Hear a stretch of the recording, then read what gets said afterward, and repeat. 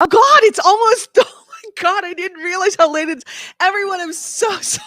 I know. So then I just got a text from Chunderbox. It's like, is there a stream today? I said, yeah. And as your hosting's like, is it gonna be soon? I was like, okay. See, this is what happens when you have two podcast hosts who really, really like each other and only catch up once a week. And then, of course, we only get on and we're working on the show. So when we actually I mean, start to be talking. fair, like we got on at 2. Oh, yeah, we were on it Pretty too. reliably, yeah. But Nick and I got talking. The first comment is for Shepard. Hi, Kitty, from Hey, Yes. T Wraith. I'm so sorry if Chunderbox is on. Chunderbox, I'm Hi. so sorry. Nick and I Yes. got into a conversation. I will give you the kind of like, I won't give you the details of it because the details are pending, but I was headhunted. And the good way, not the bad way. I was headhunted this week and have been made an offer I You can't refuse. can't refuse. I could refuse, but I'd be really stupid to do it.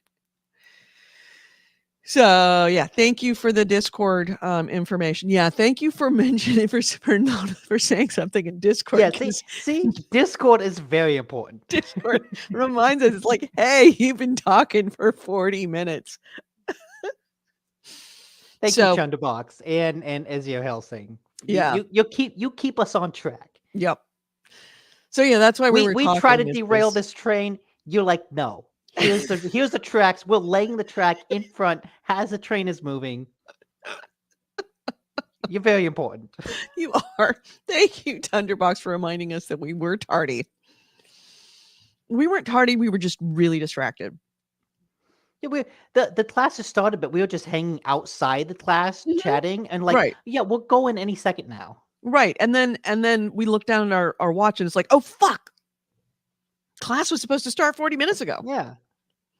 If it was class at that point, we would have gone, well, you know what? There's no point going in now. Let's just go get something to eat. Exactly. Isn't it nice to know that your podcast hosts like each other that much as people, that we're that good of friends? Yeah. We're not just here for you, we're here for us too. We like to be here with you, and you are our friends as well. We choose you. We choose you. Oh, God. What was that from? Oh, that was Simpsons. No, it wasn't. Was Yeah, it that was Simpsons? Yeah, it was Simpsons. What's the Ralph. fat kid? Ralph, it's right. Yep. I choose you. Yeah. So, Nick, are you ready to go? Because I've got all my stuff. I actually am ready. I didn't have any news, but I actually got more news over the 40 minutes. So Oh, I'm glad that you found that Let's go. last one. yes, I had forgotten that I watched that. Did you watch it? I haven't watched it, so did. we'll pull it. Okay, good. I can pull it up. But yeah, I'm glad you brought up that one because I didn't write it down because I figured Nick's got to do it. Wait a minute, is this the one who used the chat the Dance Dance Revolution, the dance pad? Okay. Yes. I want to make sure that we're talking about the same one because there's a lot of people aren't. A lot of people doing it. All right, so let me get my you have to get my preparations done for my stuff. All right. That is why I check things first. We got to share the screen. We have to share the Chrome tab. We have to change this. Sorry, we have to. This is stuff I normally do without, when we're not getting ready for the show. But there you go. All right. So, comments. Thank you for the Discord. Thank you for the link to I choose you. I freaking love you, AC Rain. All right, can we Nick, can we start the show finally? Fuck.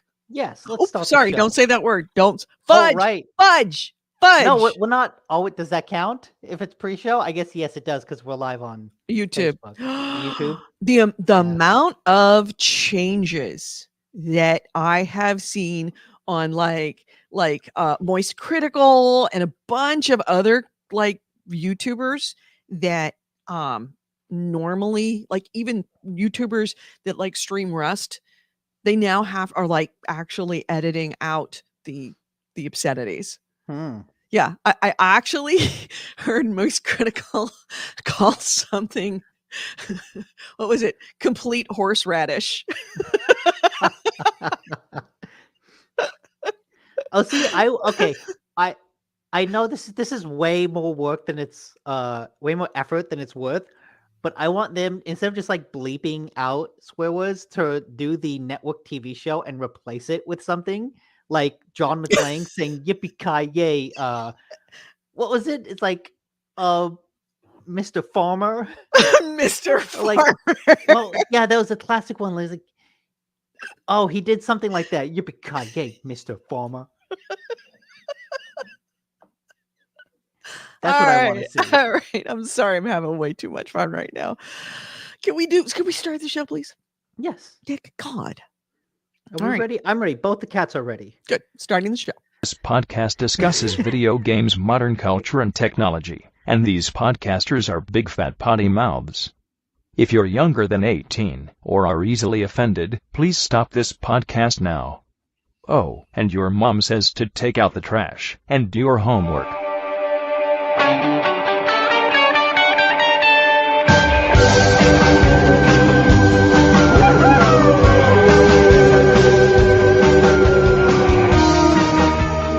Hello and welcome to GameHounds. GameHounds episode 665. We are recording this on Sunday, January 8th, 2023. I'm Edie Sellers. With me is Nick DiNicola. We are really, really late today. I mean, if you're listening to the audio show, we're on time because we're on demand. But yeah, we were really late today because Nick and I were talking and didn't realize how late we were.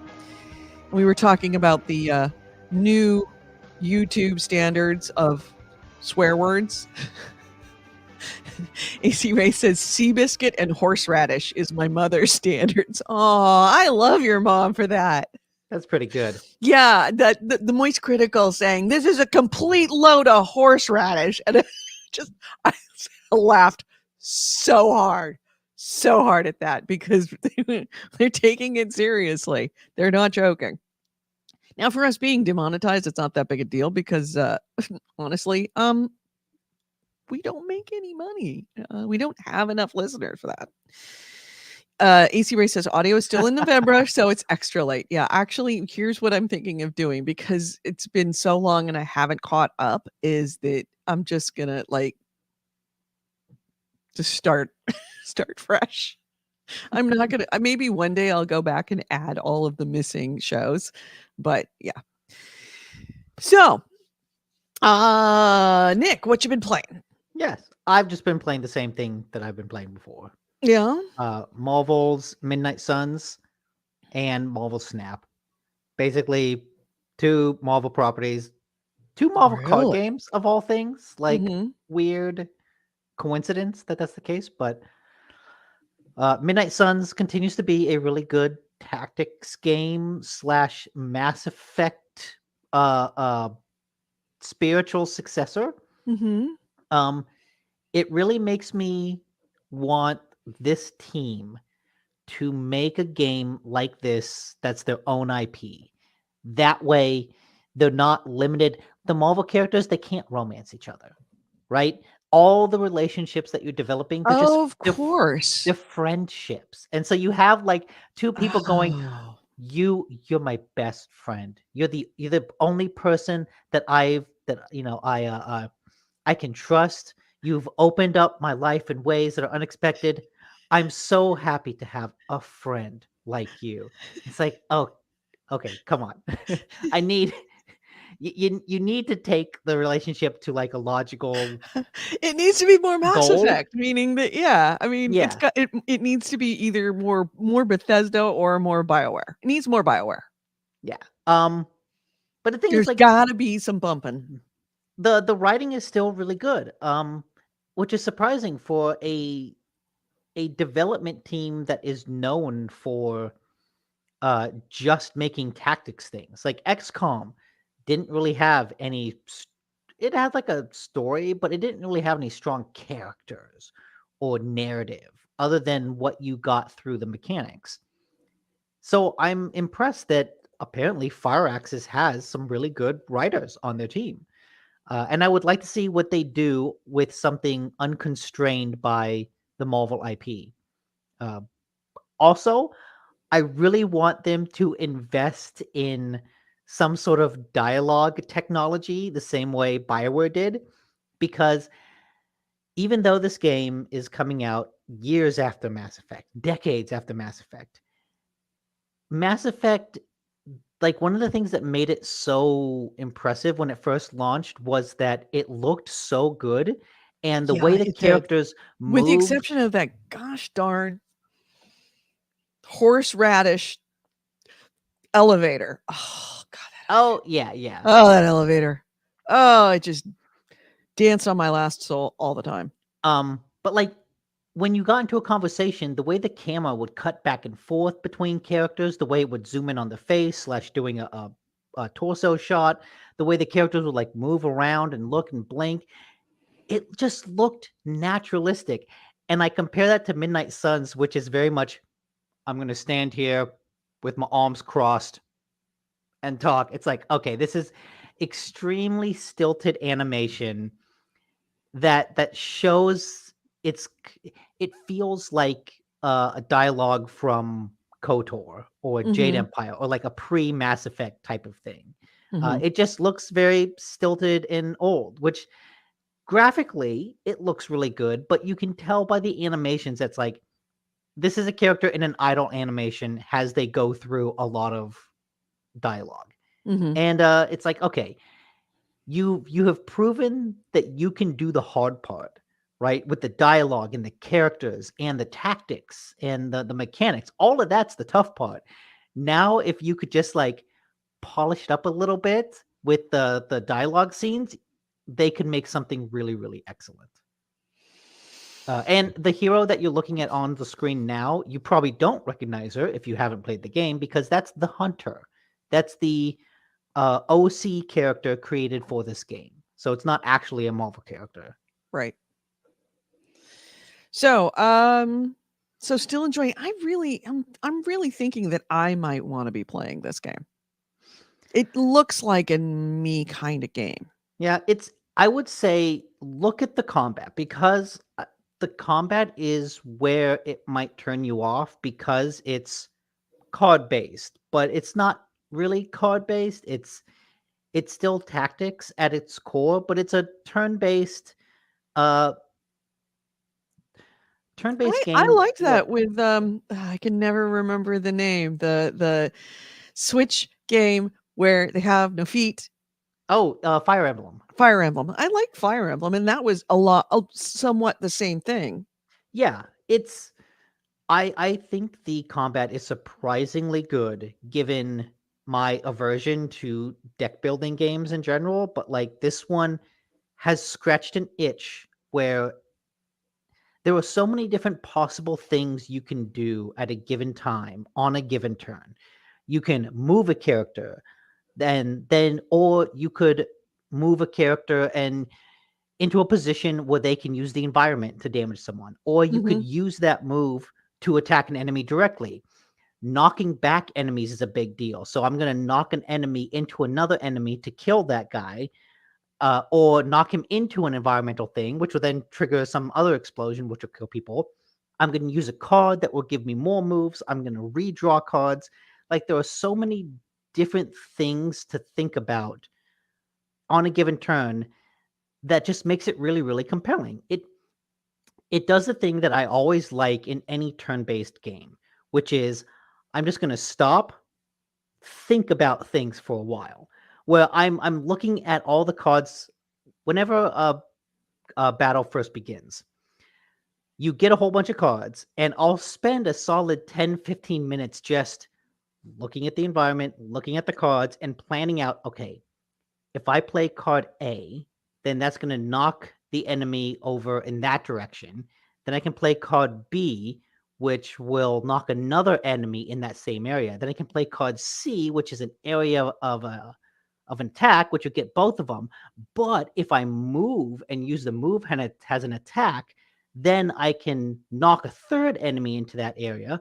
But what if I like reverse all of that and start doing something else? And it's like working through the process of, okay, I'm going to do A, B, and C, but what if I do B, C, and A? What if I do Right. C, B, and Creating the A? correct cascade in order to do the maximum amount of damage. Yeah. And that's really fun and compelling. Yeah. So anyway, I'm thinking that maybe I need to play that game. It's a surprisingly cool game. Yeah. Surprisingly long too. It was only midweek after the last podcast that I got to part 2. Oh, And I really? out of like three acts, I got to act 2 and I realized, oh fuck, I've been doing so many side missions and so many upgrading the equipment. There's a thing called the Forge, which you can use to upgrade abilities. I've been upgrading everything in the base for so long. I didn't realize shit. I've upgraded the Forge to like what feels like the maximum I can, and then I got to Act 2. Mhm. It's like, okay, I feel like I should have spread this out over a longer period of time. But you know what? Now I've got all these cool Forge abilities, so whatever. Yeah. So yeah, I feel like I spent a lot of time doing side stuff in the beginning, and now I'm a bit more focused. Every time I play it, I try to do at least one story mission. Mhm. Well, that's I'm getting closer to buying it.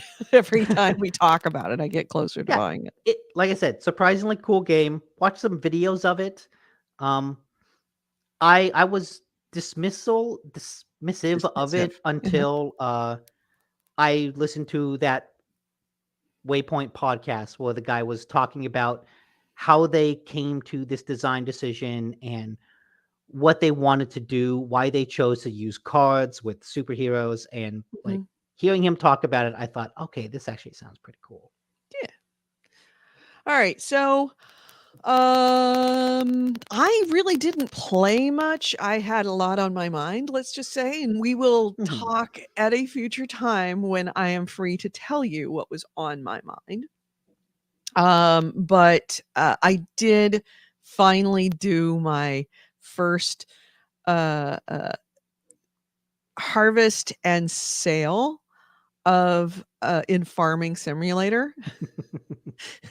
So to give you an idea of where I was, I started with $1.5 million. I bought a bunch of equipment and a bunch of seeds, and I worked all year and I planted. And this is now the first year. And then I harvested, and then I had to hold it because the prices when I harvest were so low. I finally got to the new January of the next year, and which is when most of the prices were up for everything I had: tomatoes, canola, wheat, grass, and silage. And so I sold everything, and I now have $300,000. Oh no. I'm a bad farmer. I'm a really, really bad See, farmer. the other like what 700,000? No, Yeah. you It's had all one. over. It's mostly overhead. I will earn Yeah, this back. I will yeah. get this back. Like you had to buy the equipment, but now you have that equipment. Right, You right. don't And I have to buy bought it. it. I didn't lease it, which there I could have made it cheaper by leasing it, but I wanted to buy because I am, debt averse Yeah, myself. you are. It's all upfront costs. Right, exactly. So yeah, that's where I'm at. Okay, And so the so now I've second. got now I'm in winter, my first winter. Everything is now covered over in I can't plant anything because it's all frozen. The ground is frozen. And so I'm just kind of, doing busy work until spring.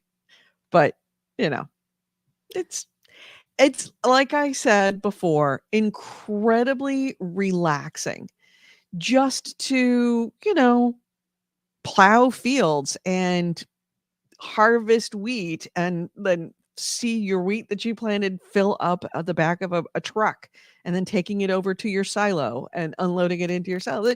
And then when you get paid for it, even if it is not as much as you probably spent on it, at least you get that kind of reward. You feel like a sense of accomplishment because you brought in a crop. So I can see why people really like this game. The second year is going to be the make or break year. Yeah, and actually the second year is going to be the make or break year. The second year, and I've figured out that after planting all of that canola and fertilizing it and liming it and rolling it to get the maximum amount of yield out of my fields and then storing it for half a year. You know what makes me the most amount of money? What? Grass.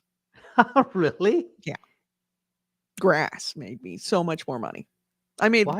barely cracked $100,000 on my cereal crops. But grass, you plant it, you harvest it, and then you harvest it again, and then you harvest it again. You don't have to replant it or anything. It just keeps growing back. And then you just harvest it, you roll it up, you wrap it in plastic, you stick it in the corner, it ferments, and then in January, you spend like the whole of January just taking load after load after load of grass. What is it used for? Silage is used in animal feed and at the biogas plant. Huh. Okay. And you could also choose where you take it. You have to watch prices, and then you're trying to like, okay, the prices are high. Go, go, go, go, go, go, go before it drops. AC Ray says I finished the action RPG Cat Quest 2 and the Metroidvania Cat Maze. Opinions are in the Discord. Overall, I like them both. Thank you for that. And I've just seen- as a reminder, there's the Discord link. Yeah, I've seen a lot of good things about Cat Quest. It's one of those things that I've always wanted to play. Yeah, there's a couple of games out there that I'm really looking forward to. Have you seen the reviews? Did I talk about it last week? No, I didn't. That Starfield, there's a bunch of Wasn't there like a beta or like a closed testing? And a right, lot the of people QA testers are talking like there's under NDA, but of course they're talking. Mhm. Of course they are. And in general, they're saying it's really good. Even people are like, I don't think I like it very much. It's really good, they're saying. That makes me way more interested. I mean, I was interested enough in Starfield, but Yeah. that makes me way more interested because people that are saying, yeah, I don't like these kind of games, and this is actually really fun. That's cool. Yeah, I'm way more psyched about it now. So yeah, that's what I played. That's what you played. Yeah. Should we hit the news? I mean, this I think we're fastest we're making up time for things. So. Exactly. But see, we knew that we didn't have a lot of games to talk about, so that's why we took our time starting it. Right. Yeah, this is all part of the plan. That's our story. We're sticking to it. Yeah. All right, let's hit the news. This is the news, and commentary of the week in gaming. The favorite Nick DiNicola, and our first item is Again, I'm always conflicted with leading with what I think is the above the fold story or what is the actual above the fold story. All right. What do you think is the above the fold story? Obviously, it's related to Elden Ring. That is not the above. That's actually the end of the podcast story. Okay. That's the one where you leave on the last note. And as a final note, in that case, I'll lead with a couple about unionization. That would be the above the fold story. So, the QA workers at ZeniMax Studios, which is owned by Microsoft, have officially unionized, not just talking about it. They have voted, and they are now a union, and they are now the largest certified video game union in the US. Yep. The upshot, and I think the long-lasting reverberations of Activision being Activision is resulting in this talk about cascades, a cascade of different companies, different that aren't even in that position, but they realize they are at risk of that position. The dominoes are starting to fall. There more and more of these QA workers are all saying we want to be unionized too. Yeah. Because And they've been historically, as a population, abused. They are second-class citizens. They are fourth-class citizens in the video game world. yeah, and if there's one good thing to come from this Microsoft Activision merger, it's that because Microsoft is so desperate to have the FCC give them their blessing. FTC. What did I say? FCC. Okay, yeah, FTC. They're like, no, we're fine with the unions. We will absolutely Totally cool with Yeah. this. all those studios that unionize under Activision, we will recognize them. And so now the workers at ZeniMax have Are like, really? called that bluff and said, "Will you do it?" And Microsoft has actually stuck to it, to the point that they have also put out an advertisement in the Washington Post saying, "We are cool with unions," that is co-signed by the Communications Workers of America. Here, I See can if I can get a copy, get an image of it. yeah, I've got one here.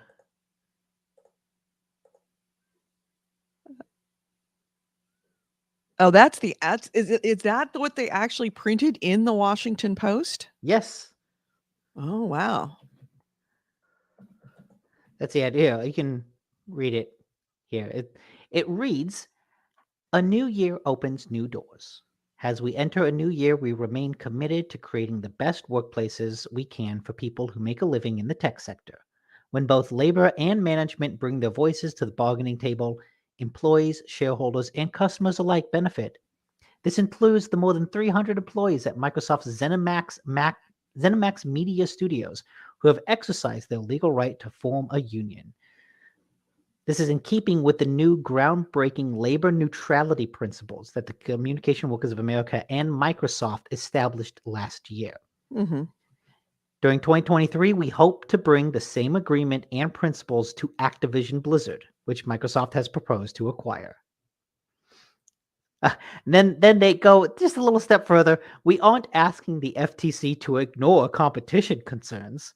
On the contrary, we believe it's important to explore solutions that protect competition and consumers while also promoting the needs of workers, economic growth, and American innovation."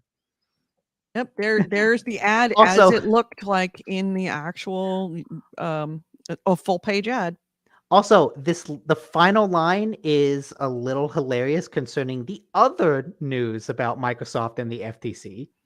They end by saying, "We believe this is the spirit that led Congress to establish the FTC in 1914."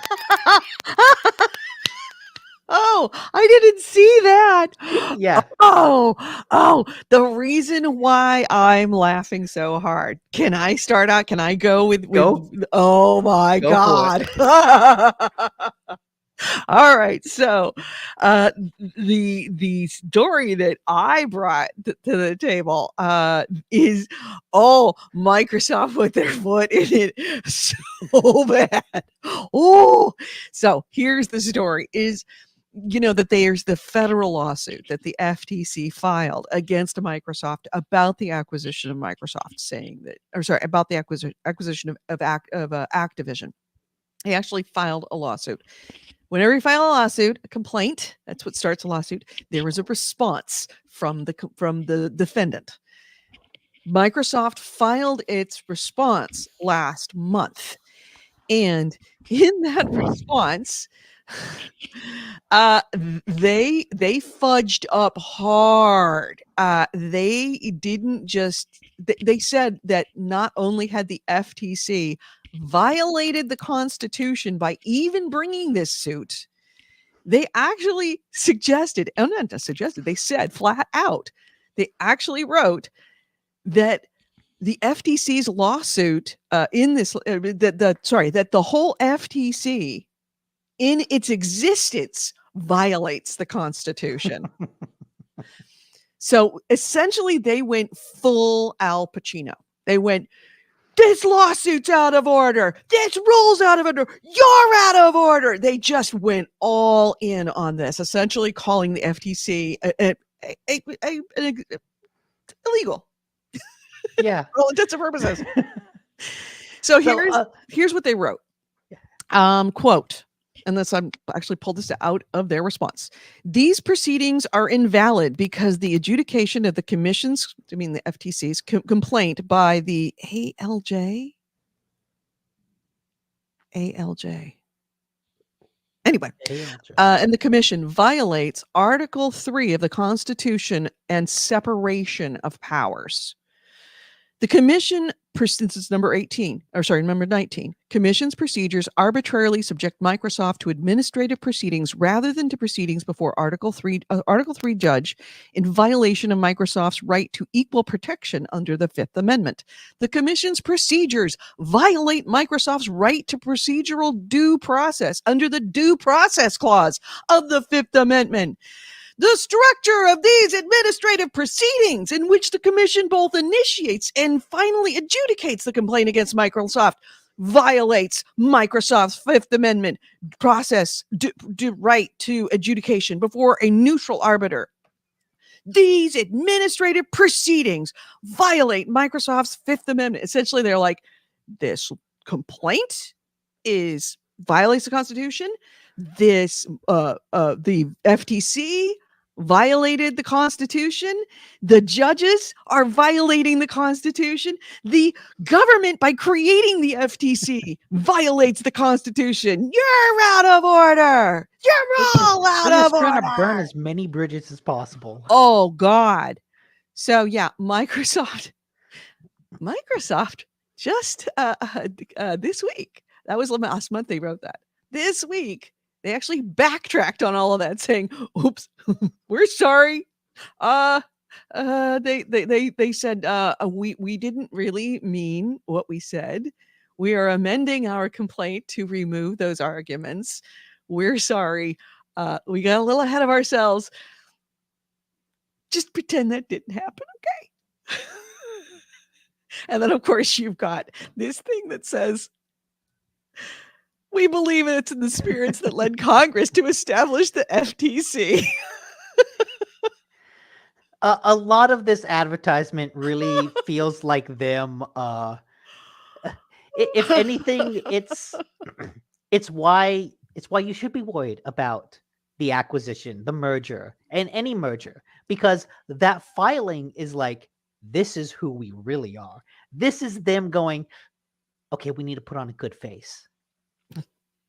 And a lot of their good faces, a lot of the positive things they've done, they're only doing because they want to get authorized. That's why they're recognizing this union. That's why they're running this ad. That's why they pulled all that language, is because they're like, we want this to happen.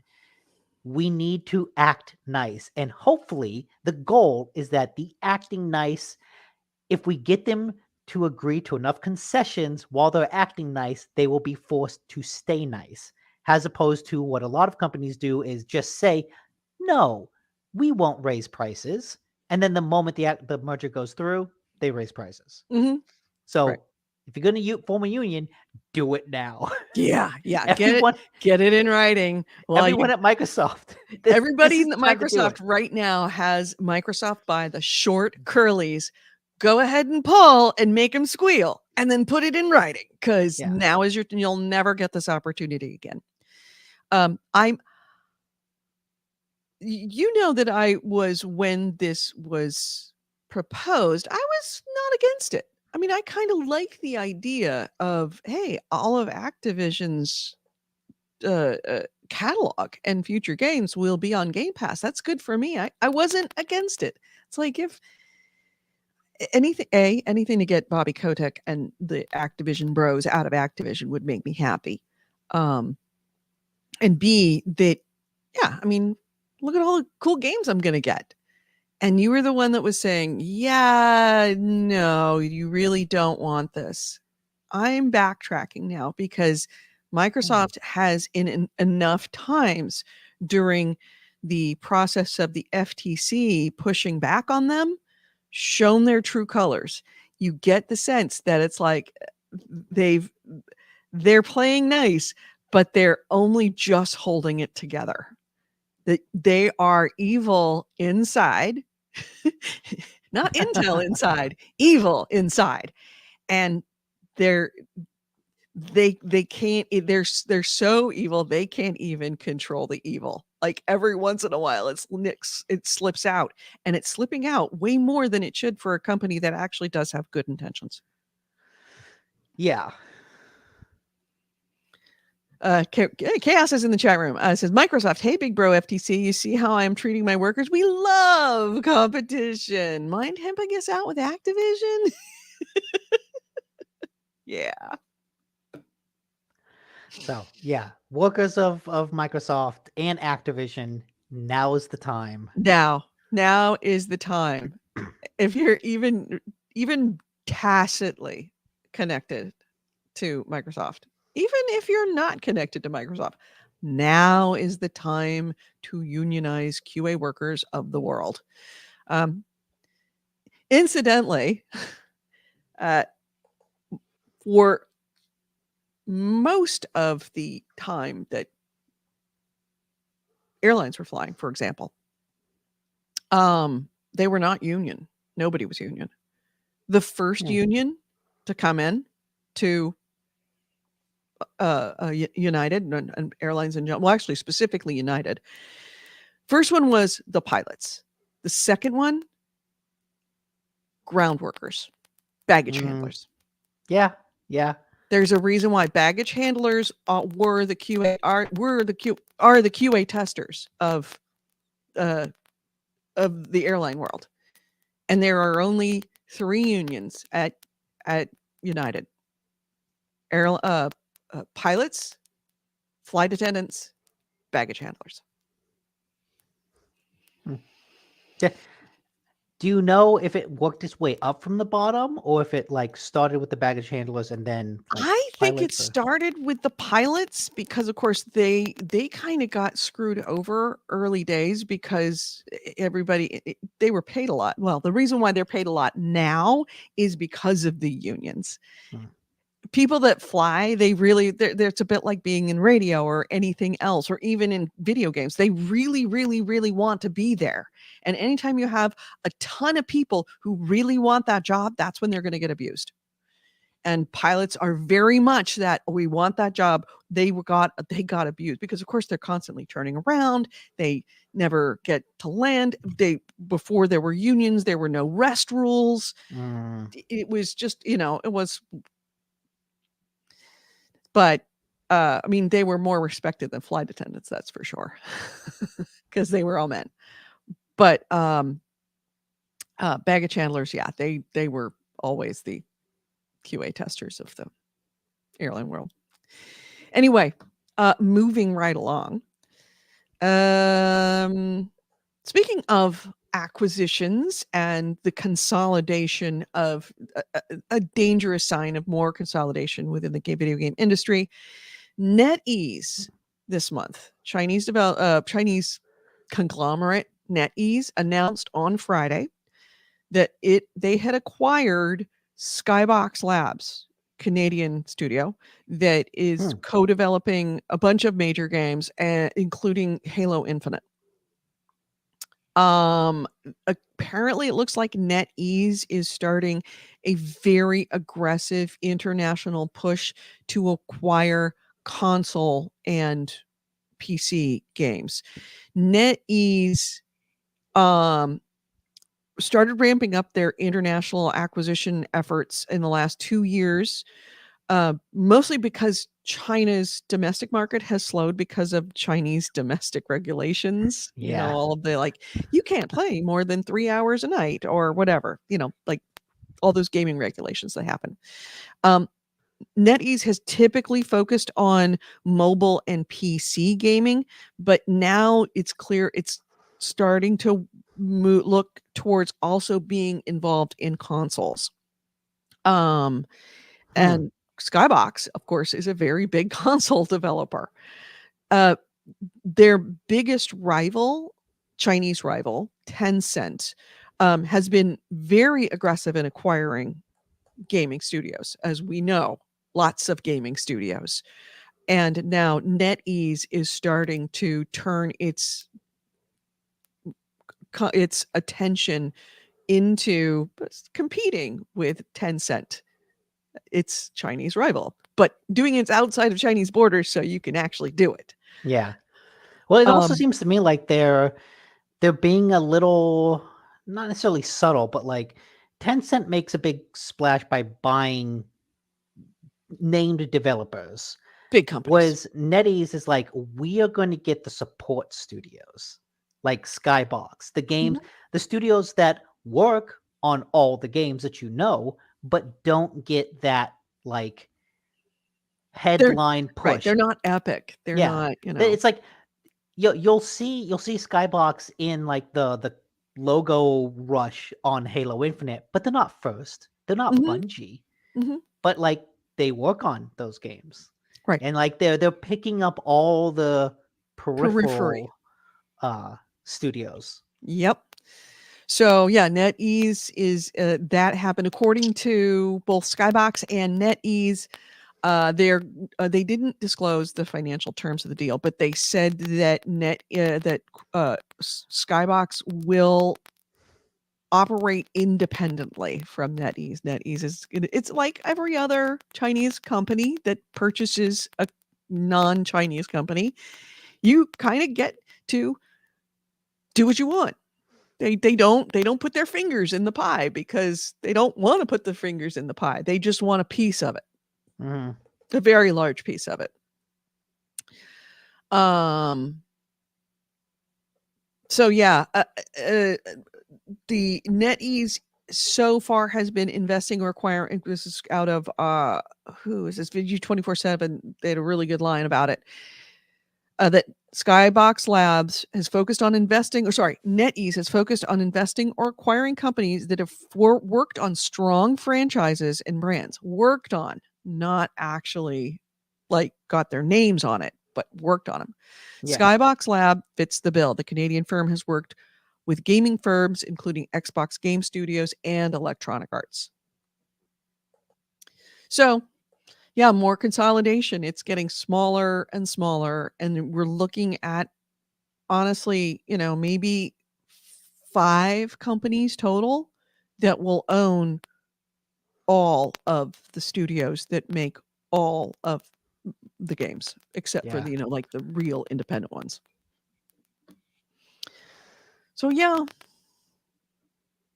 you're right, Nick. You were It's a matter right. of I was time. wrong. Yeah, yeah, it's all tech goes through this consolidation process. And now it's video games' turn. And hopefully it doesn't get too consolidated. Anal Ease says, I'm sorry, Forget Your Life says Anal Ease. No, not Anal Ease. NetEase, very, very different. How do you confuse those words? Those are not similar words. Let's see. NetEase. Yeah, and there we go. There is the link for the acquisition details. Yeah, and they also, Skybox also was a co-developer of Minecraft for console. So yeah, we're in the next 10 years, the world of gaming is going to be very, very, very, very, very different. And Yes. it's going to be harder to resist things like NFTs and crypto in games. I predict in 10 years, NFTs and crypto are not going to exist. There's not going to exist at all. But in 5 to 10 years, those kinds of really stupid, bad ideas that are just a money grab and not like a money grab, like I'm making you buy stuff. It's like I'm stealing money from you because I'm trying to convince you that it's an investment. No, it's not an investment. You're throwing your money away. That's the kind of stuff. That's the kind of predatory stuff that we're going to have a harder time resisting as players, because there's going to be so many companies that are all doing it at once because they're all owned by the same conglomerate. Yeah. So, yeah. By the way, follow that whole crypto zoo stuff going down with Logan Paul. Yeah, CoffeeZilla's 3-part expose. Yeah. Did you watch it? No, I didn't, but I know you want to see good reporting by somebody. I don't know what his background is in, but you want to see good investigative reporting that you can actually see in the process of it in a way that I have never really seen from anybody that's a, content producer on digital like YouTube. That is one of the best researched and best presented investigative journalistic stories I've ever seen. And this is, I'm over 50 and I used to be in journalism. I've seen a lot of investigative stories, and I've seen people doing them from the inside, really, really good people doing them from the inside, like pros. This is professional, like high professional level. Okay. I didn't see the video. It's read 3 about of them. He put it into 3 different videos because he presents so much information, and the way that he does it is he's not looking at it like I'm going after someone. He's looking at it like I want to see this whole picture, and I want to like shine light in every corner of it so I can get an honest idea of what happened here. He does not come in with he may start like with his headline saying, I've discovered a fraud. This is one of the biggest frauds you will ever hear about. But then when he goes through the process, you actually see him trying to give everyone the benefit of the doubt, and then finding information to give them the benefit of the doubt. And either they won't give it because they don't have it, probably, or the information he does find actually provides more concern. It actually bolsters the idea that it's a fraud. Yeah. This is really CoffeeZilla. CoffeeZilla. Yeah. And it's a 3-part series about and it's gotten so much attention. To back up, this is about Logan Paul advertised and like lent his YouTube name and promotional. Well, he said that he was doing it. He said he spent $1 million on his own, and he was developing it with people. He was making an NFT game, and now like 6 months afterwards, not only does it, even more than 6 months, not only is the game like still doesn't exist, but a lot of the NFTs that people bought, like they don't exist because the game doesn't exist. Right. Yeah. The whole point of the game is that you were supposed to buy eggs. Like there were this token, CryptoZoo token. And with the CryptoZoo token, you would buy eggs, which were NFT eggs. And then if you held the NFT eggs for long enough, the eggs would hatch, and it would give you a second NFT that was a picture of an animal. It was supposed to be hand drawn. It wasn't. Turns out it was just, like stock photos downloaded.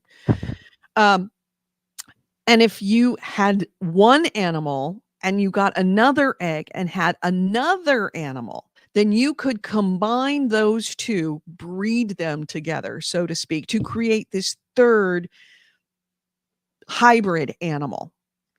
And then you could either choose to hold on to that hybrid animal for either further breeding or trading to others as an NFT, or you could cash that out and get your crypto coin back, your crypto zoo coin back, zoo coin. And it sounds like it's a really interesting way to sell what seems to be it might have been interesting. it might have been interesting to see. They were like, oh, it's a game. It's a game. But they launched it. They sold all of the eggs to people, not all the eggs. They allowed people to buy eggs, and people bought anywhere from several $1,000s worth of eggs to several $100,000 worth of eggs. And then when hatch day came, none of the eggs hatched because they didn't actually launch the game. And it's still more than a year later has not hatched. Yeah. And I saw some headlines about Logan Paul's response to the video, oh, which we're so it boiled down to, it's not my fault. Everyone else involved in this project is a criminal. unreliable, criminal, untrustworthy, incompetent, Didn't you hire them? horrible people. He hired Yes. them. It's like yeah, it's like, wow, I get trying to protect yourself, but like, yeah, you chose to work with them. right. You're throwing You hired them and told everybody you had a great team. It's like when you throw them under the bus, they're handcuffed to you. exactly. Yeah. Yeah.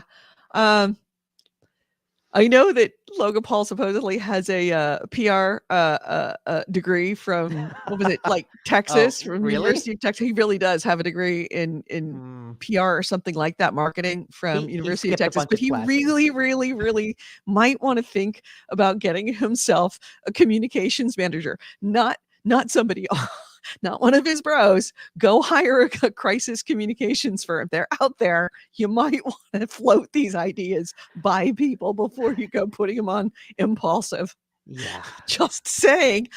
I mean, I'm not a professional, but here's what I would do.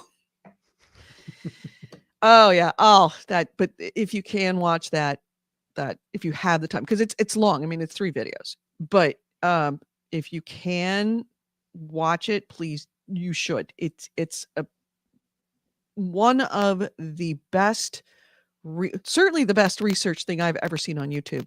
One of the best research, like we're talking at like frontline level, like NPR frontline level of documentary and expose. Really, really good. Yeah, I mean, honestly, one of these days, CoffeeZilla should probably write a book about it, about the process of what he went through in order to do this, because he's been researching it for like a year already. So Logan Paul said some of his, yeah, that's, he didn't do the scam, but all the people he hired did the scam. Yeah. Did I curse? Did I curse? Did you? I might have. You can curse in the chat all you want. Go full Nick in the chat. You can go full Hawks in the chat. I can't.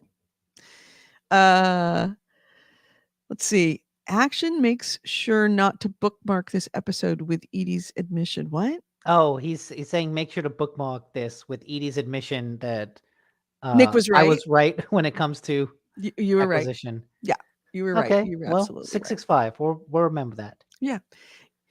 Right. It's the next door neighbor is 666. Oh yeah. Yeah. Next week is episode 666. Should we do something special? Ooh. You know what? That's the universe is aligning. My birthday's that Friday, which also just so happens to be the 13th. No, really? Yeah. Next week is Friday the 13th, you said? Or next month? Next week. Next week is Friday the 13th, and that's your birthday. Yeah. And then we're doing a podcast at 666. At 666. Okay. I'm going to have to play a spooky game then just to talk about it. That's funny. Action is a /me command. Okay. Make sure not to bookmark this episode. Okay. Got it. All right. Yeah. So next item. It's CES is going on, and so there've been a number of tech things. In fact, somebody, one of our people in the chat in our Discord, KJ. AJ. Yeah, KJ is down in CES right now. And he posted something, they posted something on Discord that has a bunch of booths with PSVR like above it, but it's like they're just showing a promo video, and the actual PSVR2 headset is just like encased in glass. It's like, why have all this booth space when all the booths are just showing a promo video? Ah, It's dumb. yeah, it sounds like it. Okay. Sorry, I'm trying to pull up that up in Discord. Yeah, the other thing I've been doing this week, you've heard about the LastPass hack. Yes. So I am in the process of changing every single password.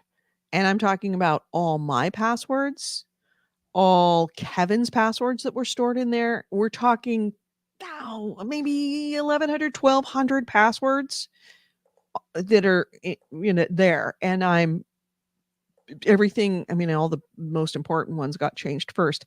So I have to re-sign into everything because I've been logged out. Like Discord, I've been logged out. Thank you. I was trying to get that. Yeah. This is the video they took. So you've got a big booth with PlayStation VR plastered across the top, multiple booths next to each other with PlayStation VR 2 plastered across the top. But the booths are just a big space with a TV, no actual hardware underneath the TV, just a TV showing a video. God. That makes me think that they having problems. Maybe AC Wraith linked to something from CNN about a guy trying out PSVR 2 at CES. So it's somewhere there. It's just not available to the general public, it seems. Right, but why would you get that many booths if you weren't going to put anything in those booths more than that? It just seems like it's a real waste of quote space and money. Maybe like with E3, they're reserving booth space. Maybe, but that makes me think that maybe they're having a technical issue and they were planning on having something else there, but because have this technical issue going on, like they were going to have booths there where people could actually try it, but then they ran against a technical issue with it so that they didn't feel comfortable doing that successfully. So then they just filled those booths with screens. Could be.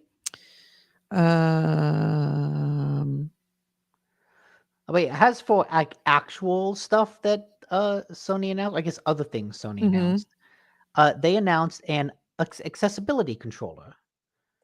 In the same way that Microsoft has their whole big accessibility controller, Sony has followed up with one of their own, nicknamed Project Leonardo.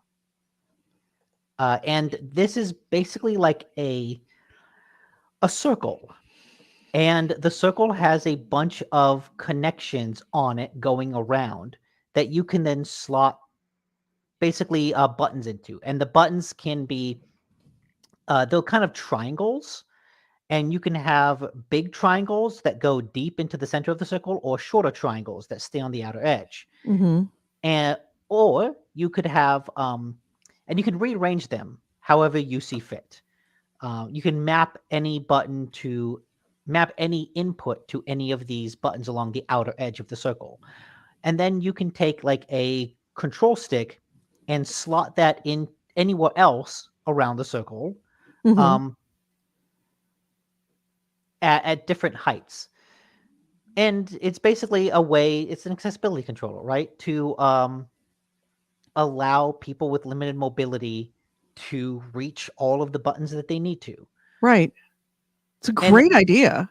Yeah. And so one of the other things is that it can work with a bunch of other peripherals. So you can basically have this one circle with buttons. You can use the accessibility controller with a DualSense. You can use 2 accessibility controllers. You can use 2 accessibility controllers with a DualSense. So you can kind of mix and match however you need to in order to get the configuration that works. Right. Yeah, in fact, it's so funny to see able gamers up there because I remember going to PAX when able gamers was like 4 people, and I was like hanging out with them. And now it's like huge because it needs to be. Yeah. But it's a really, really cool idea. And I'm wondering, whenever you've got a new configuration like this, it changes the way that timing happens for people. If they can use it, able-bodied people can use it. And I'm wondering if maybe this might end up being, if it's faster to use than a actual controller for abled gamers. I mean, they're all able gamers, but like people that you typically would use the regular Yeah. controller. Um, if they can actually get faster response times out of this configuration, Maybe. because it's a really, really interesting configuration. And the Yeah. fact that you can move, that's modular, that you can actually put keys where you want them to be. It would be interesting to see if anyone starts using that has some sort of high level esports play. Exactly. That's the first thing I thought. Although I think most of those would still probably prefer to use a mouse. Yeah. Yeah, but that's for PC stuff, but I'm talking about for like PlayStation stuff. Yeah, but I think most of the big esports games are on PC. Mhm. Yeah. Bitter says this controller is cool AF. Yep, agreed. Yeah. So, man, who wrote that? BBC? BBC put that headline? What was the headline? That's what's right there. Sony unveils controller for disabled gamers. Oh. Yeah, that is not a good headline. But, maybe that's BBC. It's not disabled gamers. It's gamers with disabilities. That's different. Or if you want to go, it's a very different thing. We used to, when I worked at the newspaper, we were constantly having to, not constantly, but whenever there was somebody that was writing a story and talking about cancer victims, it was always like, no, you can't say cancer victims. You have to say people living with cancer. Mm. Because cancer victims makes them sound like they're already dead. So it was just kind of one of those subtle things. And you don't say disabled gamers. You say gamers with disabilities. Different. Totally different thing. I could actually play MOBAs without getting wrecked like that. Yeah. No, I couldn't because I would still not know what I'm doing. Right. No, I would. No. That's unless they can find something to replace this part, here, then The that's frontal lobe. all of it. No, not just. I mean, we need a full tear down. We need the transmission, the the chassis, the whole. Actually, the chassis is in pretty good shape. It's just the transmission, the engine, the drivetrain's all a little like not quite popping like it used to. Hmm. Thank you. Yes, I agree. I can't say it with you. Just read it. Read it. Yeah, I think we all could use one. All right, so my next item is, let's see.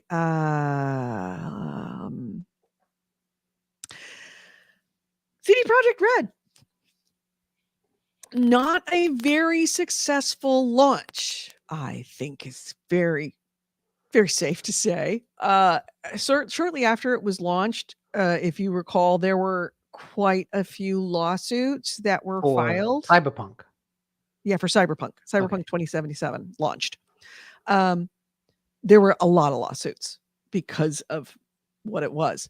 So, in news that's kind of interesting, especially in light of another story that I'm probably going to back this up with, CD Projekt Red did settle a class action suit that was brought by investors in 2021 after the release of Cyberpunk 2077. So they actually had gone into negotiations in late 2021. So they filed the suit They went into negotiations and they just came to agreement this week. They agreed to pay investors $1.85 million for losses incurred. And these are people that invested in CD Projekt Red, whether it be stocks or whatever, that when they failed so miserably with the game, that's they and Yeah, had the told stock took a people. hit. It wasn't just that the stock went down, it was that you launched a game that you knew was bad and the stock went down. Right. The lawsuit alleged that CD Projekt Red failed to quote unquote failed to disclose Cyberpunk 2077 was virtually unplayable on current generation Xbox and PlayStation systems due to an enormous number of bugs. And that is something that when you hide that from players, it's bad. When you hide that from investors, it's illegal. If you tell investors that the game looks great and the game's not great and you know that you just lied to them, that's a lawsuit.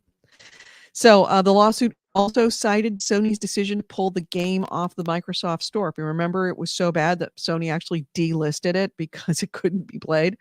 And also that Microsoft had that full refund policy for people who'd bought Cyberpunk 2077. They used that as proof that it was not in a ready state. If Oh, Microsoft yeah. says it's not ready, Sony won't even sell it. It's clearly broken. And you knew this and didn't tell us. In fact, you told us the opposite.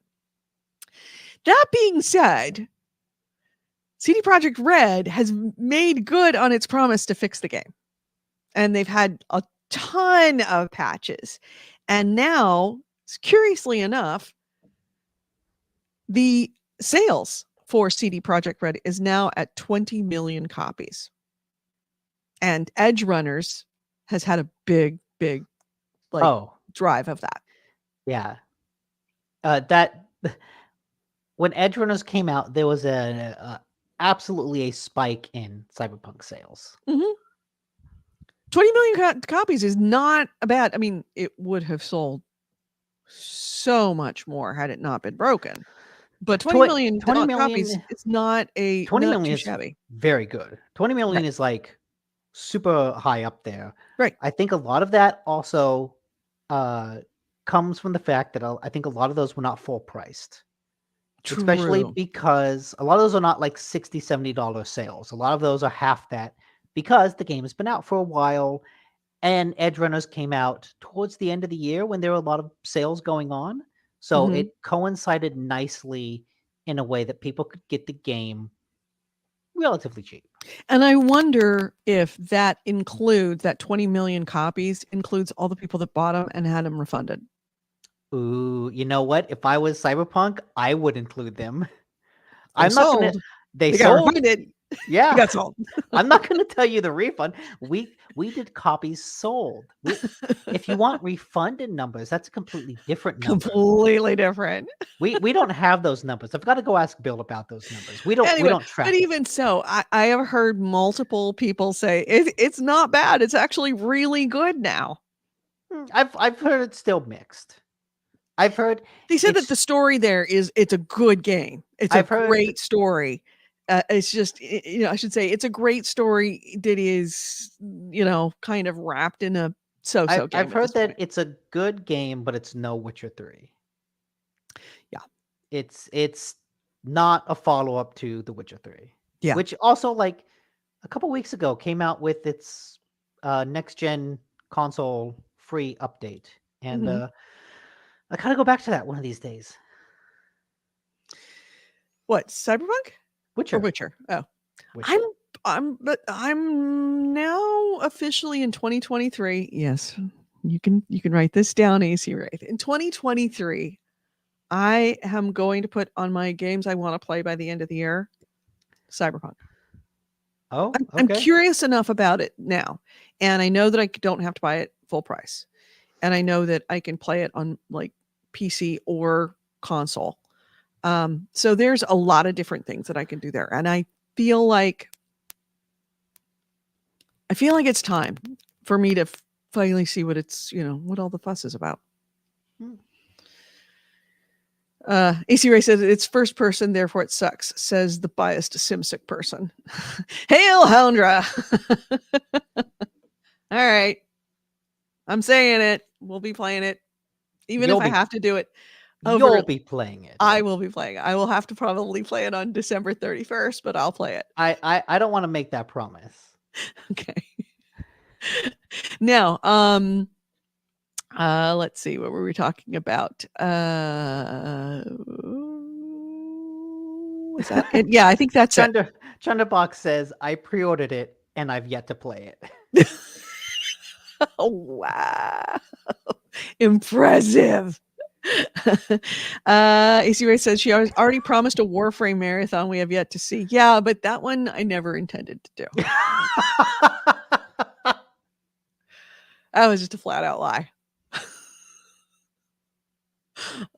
I mean, I love you, but I still lie to you on occasion. I mean, at least you're honest about the lies. Absolutely. It's kind of like, that time when you told that the reason why your parents, the reason why you wrecked the car was because a deer jumped out at you. And, when you're in your 40s, then you go, hey, mom, dad, that wasn't a deer. I was just high. It was a person. Yeah. I was driving too fast and I was really high at the time. This is that moment. AC Ray, I never intended to. I feel better, don't you? I feel, like a weight. It's been lifted off my shoulders. Oh yeah, I have to keep living this lie. I know. It's been difficult. Every time I see Aether Wraith, I've felt that guilt. But now I feel better. Mm-hmm. Honest, as she said she was going to do it in late December. Yeah. You said that like 2 weeks ago. I feel better. I feel better coming clean with you. Warframe is like fruitcake. The people that love it really love it. But yeah. Sorry. Anyway. Well. Oh, no. I said that there was another story that was connected to that one that's kind of interesting. The Steam. Did we ever talk about the Steam Awards? I don't think so. Named?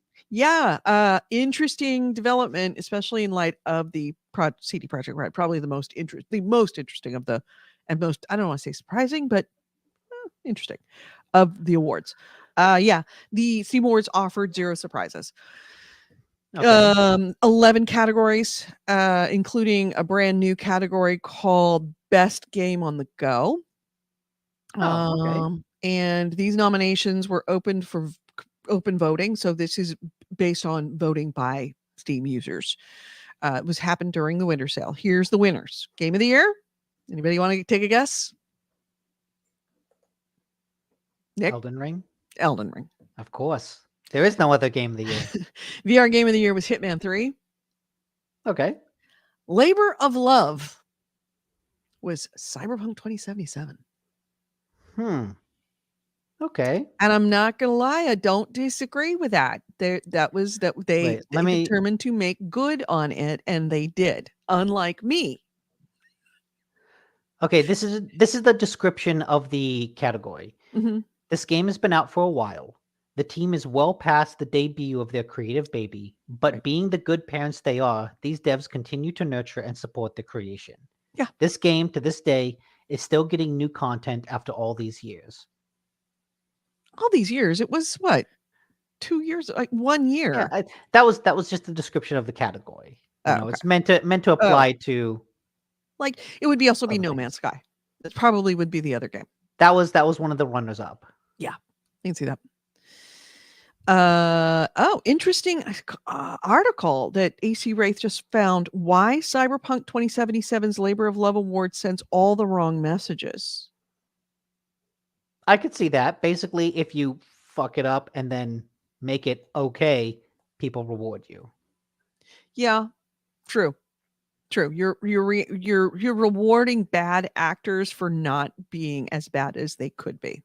Yeah. It's a bit snowflakey. Better with Friends award was Oh, I scrolled down to see it. I shouldn't have. okay. I would not have guessed this though. I would have said It Takes Two. Raft actually won. And honestly, you and I probably would love to play Raft. Raft sounds cool. That's one of those survival games. It is a survival game. But it Hmm. sounds like fun. Let's see. Outstanding visual style was Marvel's Spider-Man Miles Morales. Most innovative gameplay was Stray. I gotta play Stray too. Really? Okay. I have Stray. I actually bought it. I think did I buy it? I don't think I bought it. Why I is it might have. so why is it so innovative gameplay? You're a That's cat. weird. Best game you suck at? Anybody want to take a guess on that one? I saw headlines. That's I know, Elden no, Ring. I know. But anybody in the chat room want to guess what the best game you suck at? Which is a great, absolutely wonderful category. I love the concept of this category because it means that you can actually, like, I feel a little bit bad saying that Elden Ring is a really good game because A, I don't play it because A, I would suck at it and I would hate it. Yep. Chunderbox got it. And Blood Reaper got it. Yeah, Elden Ring. I think it's funny. One of the runners up is Victoria 3. Oh, yeah. That would be another game that you suck at. That's a really fucking complicated game. I would also say, Crusader Kings, although Crusader Kings really has already been out for quite some time. Crusader Kings 3 is in that same category of you suck at it for a really long time until you get good at it. Let's see. Better with Friend. Outstanding games you suck at. Best game soundtrack was Final Fantasy VII Remake Intergrade. Final Fantasy always has beautiful soundtracks anyway. Yeah. Outstanding story-rich game. There's only one game that could have come out this year that even like far outweighed everything else. Outstanding story-rich game. Really? Is it what I think people think is a good story, or Yeah, what 'cause was it's people- actually a good story? Okay, if it's what people think is... No, wait, but this is for Steam, so it can't be God of War 2. Yeah, it Couldn't can. be Yeah, The it Last can of Us. actually. Yeah, it can. No, because it came out on Steam. It God of War says 2 didn't come outstanding out on story-rich game is God of War. Oh, they mean the first one, because the first one came out on Steam this year. Possibly. Yeah, that's what it is. Yeah. That's the one. Okay, you know what? That's fair. That game did have a good story. The Mhm. sequel, All right. that game is deserving of the award. The best sit back and relax game was Star Wars: The Skywalker Saga. I was Which going to say also, Farming Simulator. it's not the best. There are better games to sit back and relax. Although looking at this, Power Wash Simulator is a runner-up. I want to play Power Wash Simulator. I really, watched really do. I could absolutely see that. But Yeah. we'll get onto something like that later on. The best game on the go, which is the new category, was Death Stranding Director's Cut. Really? What does that mean? I would think game on the go. Does that play on the Steam Deck. Steam Deck? I imagine that's what it means. But Death Stranding is not a... AC Ray said I voted Dorf Romantic. Death Stranding is not a game you can play in short bursts. But they're probably saying it's the category of game on the go is games that can be played on the Steam Yes. Deck. Yes, it's games that can It be is played the on best game that is out that you can play on the Steam Deck. But no, okay, like getting into weird technicalities. Best game on the go doesn't necessarily mean it just has to be compatible on the Steam Deck. It would be the best game to play while you are out and about on the go in the world. Death Stranding is not that. Granted, I'm happy to see it win something because that's a very good game. Looking up the category description from that. Okay. This game was so good, you wanted to take it everywhere. So you did. And luckily, everything that made it endlessly playable at your desk got even better on the go. No, I still disagree. Yeah. Well, you disagree with everybody. Yes. Yeah. To follow up with Lawnmower Simulator, Edie. Start with farming. Go to Power Minesweeper. Wash. Yes, there. That's the best game in the Go. All like of all time is Minesweeper. I would agree with that. So many hours I spent on Minesweeper. Minesweeper's good. Not since I was in my 20s, but still. Every other game on the Go is session based. Yes, and they were all better. Okay. All right. So next item. Yes, and we will talk about Lawnmower Simulator very soon. Anyways, some other stuff that was announced to CES, tech stuff. HTC announced and launched the Vive XR Elite headset. This is a mixed reality headset that they say is really meant to compete against Meta's $1,500 Quest Pro. The main difference between them is that the Vive XR Elite is a mixed reality headset, meaning that there's actually a camera in the front that will allow you to see what's in front of you. So even though it's goggles that go on, you can still see in front of you. And it can overlay stuff, superimpose objects onto the real world around you. So it can work as both a VR headset and a mixed reality headset. Other than that, it's a good VR headset. It's got 4K resolution, 2K per eye, 90 hertz refresh rate, blah, blah, blah, blah, blah. I really like the form factor of this because it's so much smaller than other headsets. It's actually starting with this one. It's starting to become actually something that doesn't look stupid on your head. Yeah, it's getting smaller and smaller, which is what it really needs to do.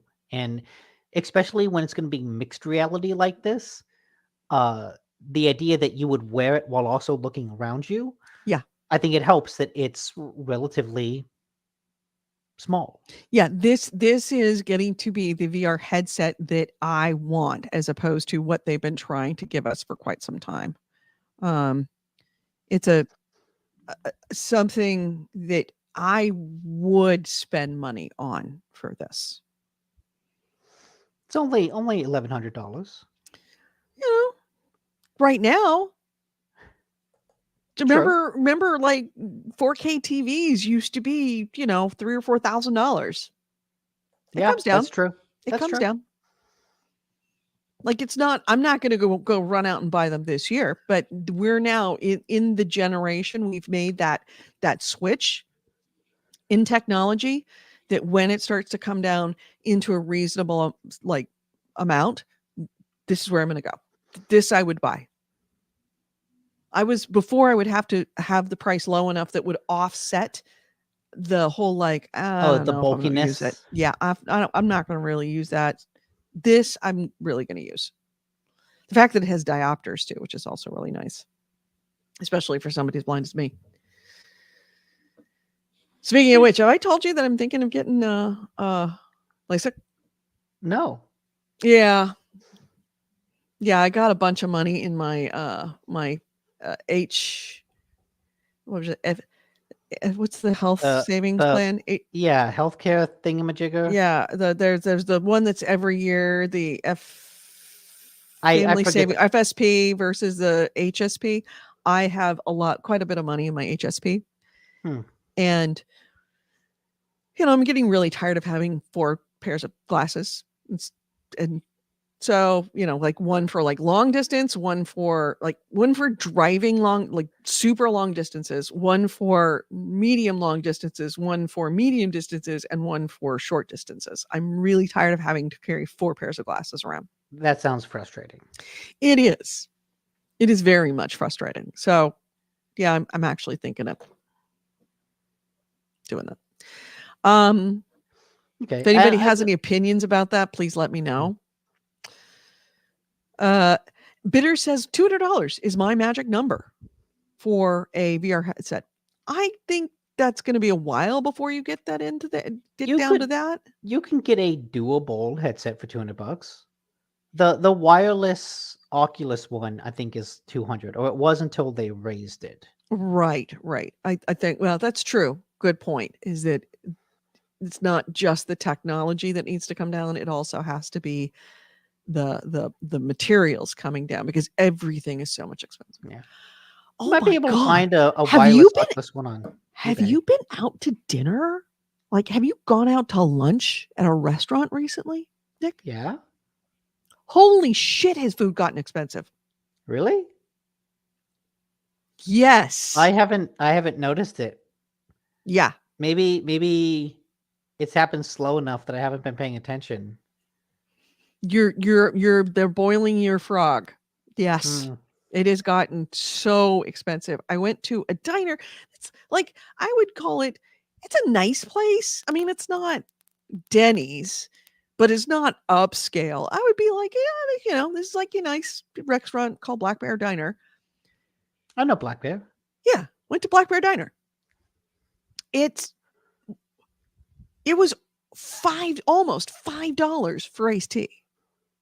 Hmm. It was $17 for a burger.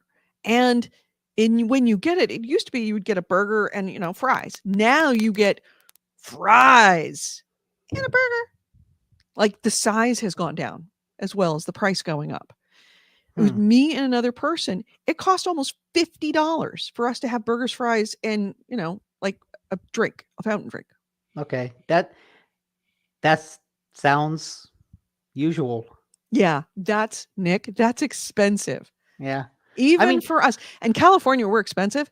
Even for us, $50 freaking dollars for lunch. That's insane. That's dinner prices, Nick. We used to spend $50 for dinner. Like, not a nice dinner, but we would spend $50 to $70 for dinner at, just like a normal, neighborhood joint. So there are times, like on a Friday or something, I'll stay in the office, go see a movie afterwards, and then on my way back, it'll be like midnight, and I'll have skipped a dinner specifically so that on the way back, I'll pick up some sort of fast food and have it when I get back. Mm-hmm. Generally, it's like, okay, this fast food dinner, it's like $20. It comes out to that. And at a certain point over the pandemic, I was like, okay, like $20 for a meal and then like one extra thing because I skipped dinner. I'm hungry. Right. And it's like, okay, yeah, fast food is $20 now. Yeah. Fast food is $20. Yeah. Lunch out is $30. If you're going alone, a single lunch, like takeout is, I was thinking that I was overpaying for all the restaurant food because I don't go out to restaurants. I have it DoorDash to me. And I was thinking to myself, oh man, I really got to stop Door Dashing because it's so expensive to DoorDash. And now I'm realizing it's not DoorDash. It's the food. That's what's gotten expensive. It's not DoorDash. Every single time, Rachel's happy to use DoorDash. Every single time I look at the app and I look at it, I'm like, $15 delivery fee. Fuck you. I'm going to go pick it up. Mm-hmm. Wait, I'm sorry. I swore. No, but it's like, no, I will get in the car and drive the 10 minutes because I'm not going to pay that $15 delivery fee. Yeah, no, I don't do that. But I still, I could order another appetizer for that much. And I was looking at the food, and you look at the food independently of the delivery fee, and you look at the food, and I was thinking, $35 for ramen? What the? No, that's complete horseradish. Okay, that's really expensive ramen. Yeah. And then I was thinking, okay, they jacked up their prices because these are the DoorDash prices. And then I actually went to their website, and it's $35 for ramen. And then I went to other places, and it's like $35 for ramen around here, like fresh ramen. Getting that ramen, that's crazy. It's not top ramen, it's fresh ramen. Still. Go look up at any places around you. It's $30 for ramen. Okay. $1 in the swear jar, please. Yeah, we have to. Yeah, we really, we should. Do you want to do a swear jar? We'll have a virtual swear jar at the end of the year, and then we'll buy something for the community. Like if we have enough, because conceivably our community is small enough and we swear enough that we might have enough to like get t-shirts for everybody.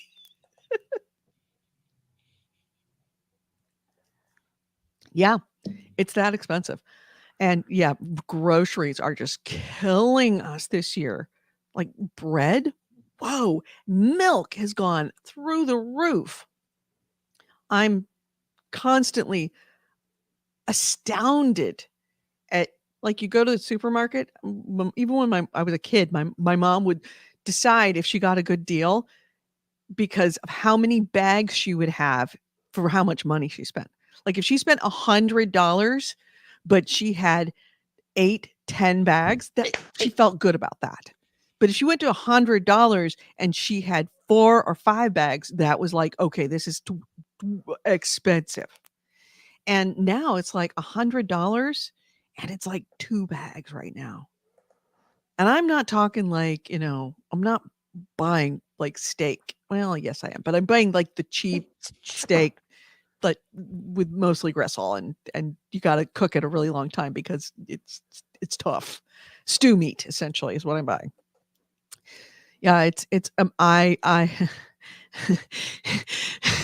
Chaos says, news, GameHounds podcast raises more money for charity than anyone else on Twitch. Yeah, we could do that too. So yeah, moving right along. Next item, or do you want to do an item? I'm looking at ramen places around me, and it's like averaging $13 to $16, which would come out to about $20. Like all taxes and everything, $20 for a bowl of ramen. Really? Yeah. I don't know where you are going. You're getting some fancy It's ass really ramen. good ramen. We have one place up here. It's ramen so good it will make you see God. I'm actually finding ramen places that I'm like, oh wow, this is good looking ramen place near me. I gotta go try them out. Ramen and pho. Actually, pho is another one. Pho. There's a place up here that makes pho. So good. So anyway, moving right along. I guess I'll do one because I think you did. Yeah, you did. That was Oh the. yeah, I had one more techie news. Well, we'll hold on to that one because I've got a couple more. Let's see. Okay. CD Projekt Red. We talked about Sony. Did we talk about Sony selling? No, we didn't. Let's talk about that since we're talking about PlayStation.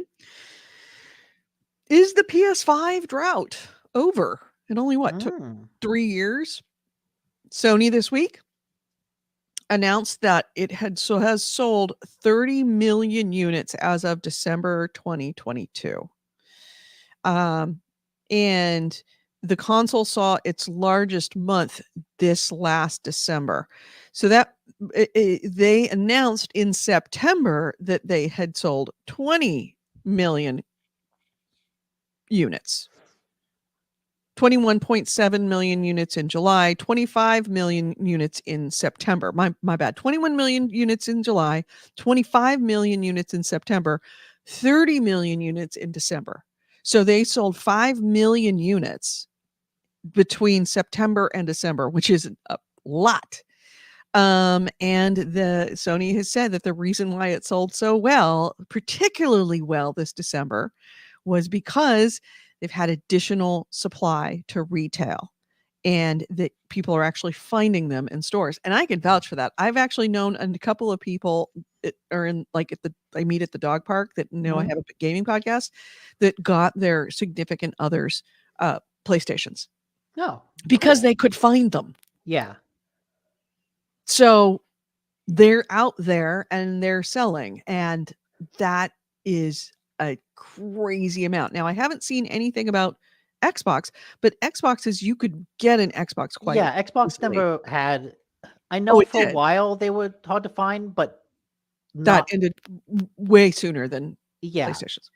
Yeah. I'm wondering how many of those scalpers ended up with a warehouse of PlayStations. Yes. Hopefully, a lot of them. Hopefully, every single one of them. Yeah. So yeah. Okay, your next item. I think I accidentally closed a tab, but what was announced at this CES was that NVIDIA is relaunching the graphics card that they had previously unlaunched. Oh, they announced that. So, yeah, okay. When they originally came out with the new 4040 line of graphics card, there was like a 12 gigabyte 4080, a 16 gigabyte 4080, and then a 4090 card. And Mhm. everyone was like, yo, this 12 gigabyte 4080, why does it exist? And eventually, all the criticism that got so bad, NVIDIA's like, yeah, okay, we can see how this looks bad. So they unlaunched it, which basically means that they didn't bring it out to market. Right. We talked about that, how that created a problem because they've already printed all the boxes. Yes. They'd already done everything. And I was like, this is going to lead to scammers on eBay selling the 4080 12 gig at 4080 24 gig prices. And you wouldn't know until you open it up because it's all branded and everything. So they have now relaunched it, has the 4070 Ti. I don't know what the Ti specifically is meant to indicate, but they've basically relaunched it $100 less. But according to Chaos in the chat, Andrew, our sort of resident PC player, the 4070 at its price is Yeah. Yeah. Bitter says, geez, I need this card. No, you don't. No, you don't. The 40 A70, how much is it? Are they asking for? I think 700? No, 799, And 800. how much is the 4080? I don't know, over $1,000, I think. Yeah, yeah. Still, d- we'll see. Hi, Shepard. Shepard's getting attention from his biggest fan.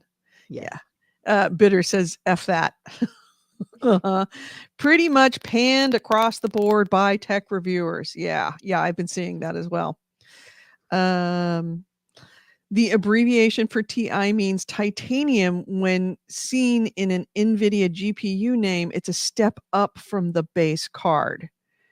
Oh, interesting. So they basically named it that while having no base card. Right.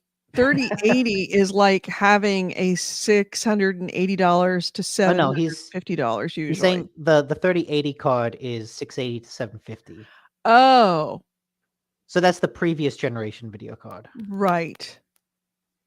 Oh gosh. Yeah. Is that the card that melts plastic? No, No, I I think think that that's a was the 4090. 4090. Yeah. Can I Oh, join through the phone and rant? Yes, you can. absolutely. I think there is a StreamYard. There's a StreamYard app. Go ahead and join. We'll get you in. Gosh, or is there, man, I don't even have a Skype line that I can call. Oh, Ezra Helsing says, no, you can't. Yeah, it's going to take a second. So Yeah, while yeah. you figure that out, I'll just say, well, a while ago, a game called Baba Is You came out, Mhm. and it was a really, really good mind-bending puzzle game. Mhm. Now the creator has put out a free game on itch.io called Baba Does Taxes, Oh no. and it's basically all you really do. No, it's called Baba Files Taxes. Baba files taxes. Okay, I found it. And basically all you do, it's a very short free game, is you just forge Baba's signature on a whole bunch of tax documents. And then at the end, it grades you on how close your signature matched Baba's. That's hilarious. Yeah. All right. Before we get into work, there's one very important decision for Bobby to make. What color will be used in filing form? You always file taxes in blue. Blue ink. Blue ink is the only thing that's legal. Not black? Technically. There it is. Yeah, that's what Baba's signature looks like. right. See how this guy does. Oh, he's doing pretty good. Yeah, he's doing real good. The signature, you have to do it with a mouse.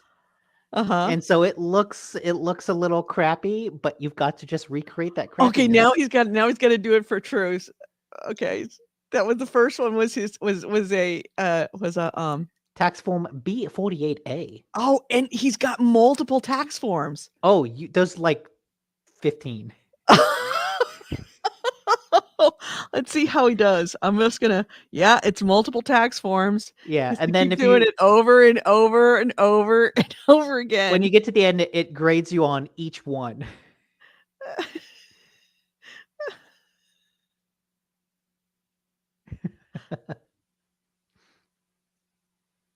Chess battle advance. All right. Do we want to? Is this a spoiler? Do we want to spoil this for everybody? No, it's just Okay. he's being graded.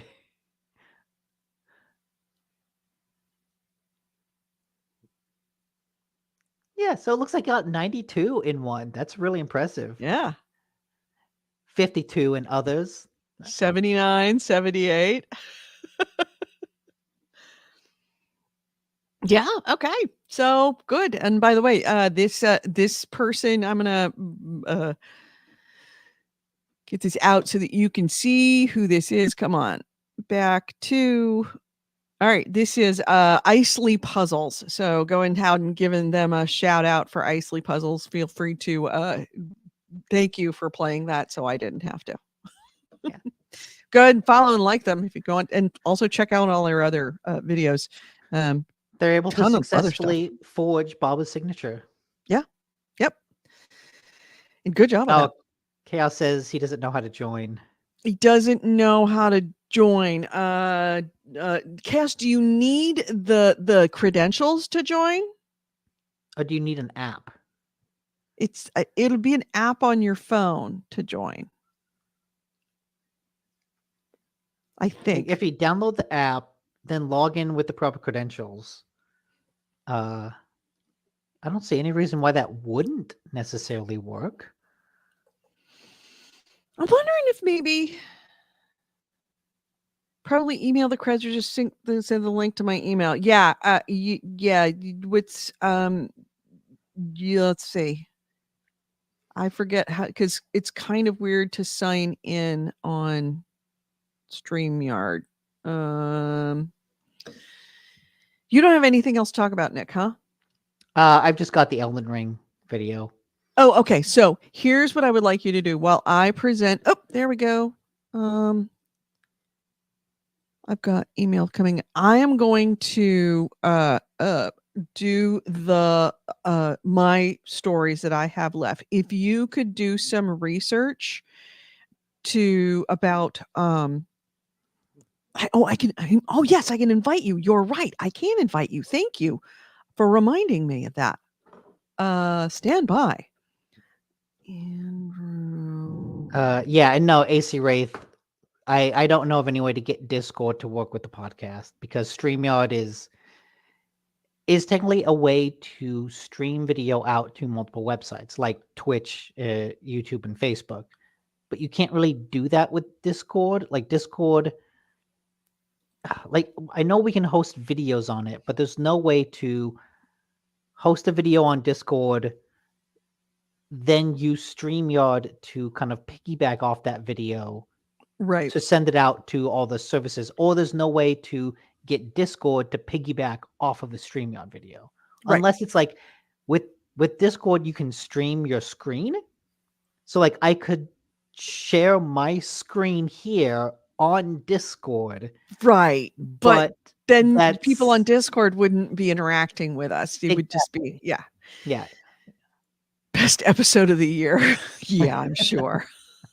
So yeah. Ultimately what has to happen, and StreamYard, I hope you're listening. What has to happen is that StreamYard needs to, because we record in StreamYard and then it's syndicated out. Whoop, we got Andrew, but then it's syndicated out to both YouTube and YouTube and Twitch. And what we need is to have StreamYard actually allow us to syndicate out to Discord as well. But that hasn't happened. Andrew, can you hear me? Yeah, can you hear me? Yes. Oh, yes, we can. Okay. I just want to rant.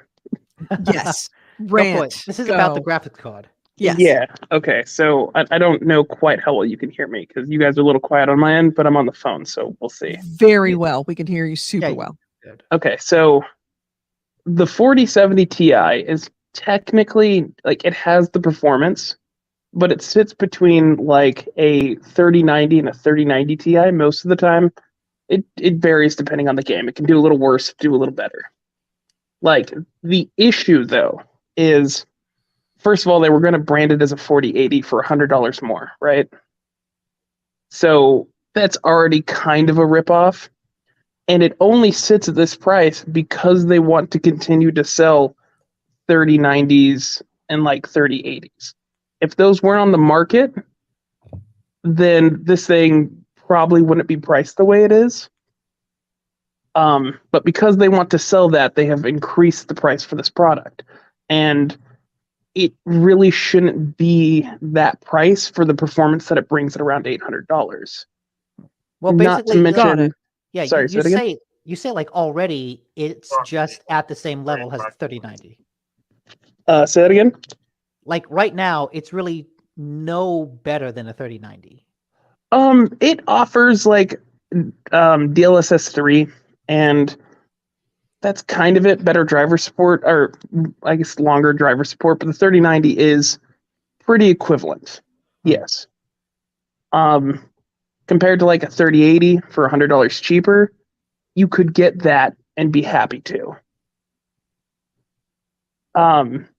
But the 4070 like itself is supposed to be the mid-range card. Again, the 3070 sold at MSRP I think of $500, and the Ti sold at $600. So the fact that this Ti is already at $800, which is a $200 increase over the last Ti, it's just an excuse for them to continue selling the other cards at above $1,000. Yeah, if you sold this card at $600, it would be a steal.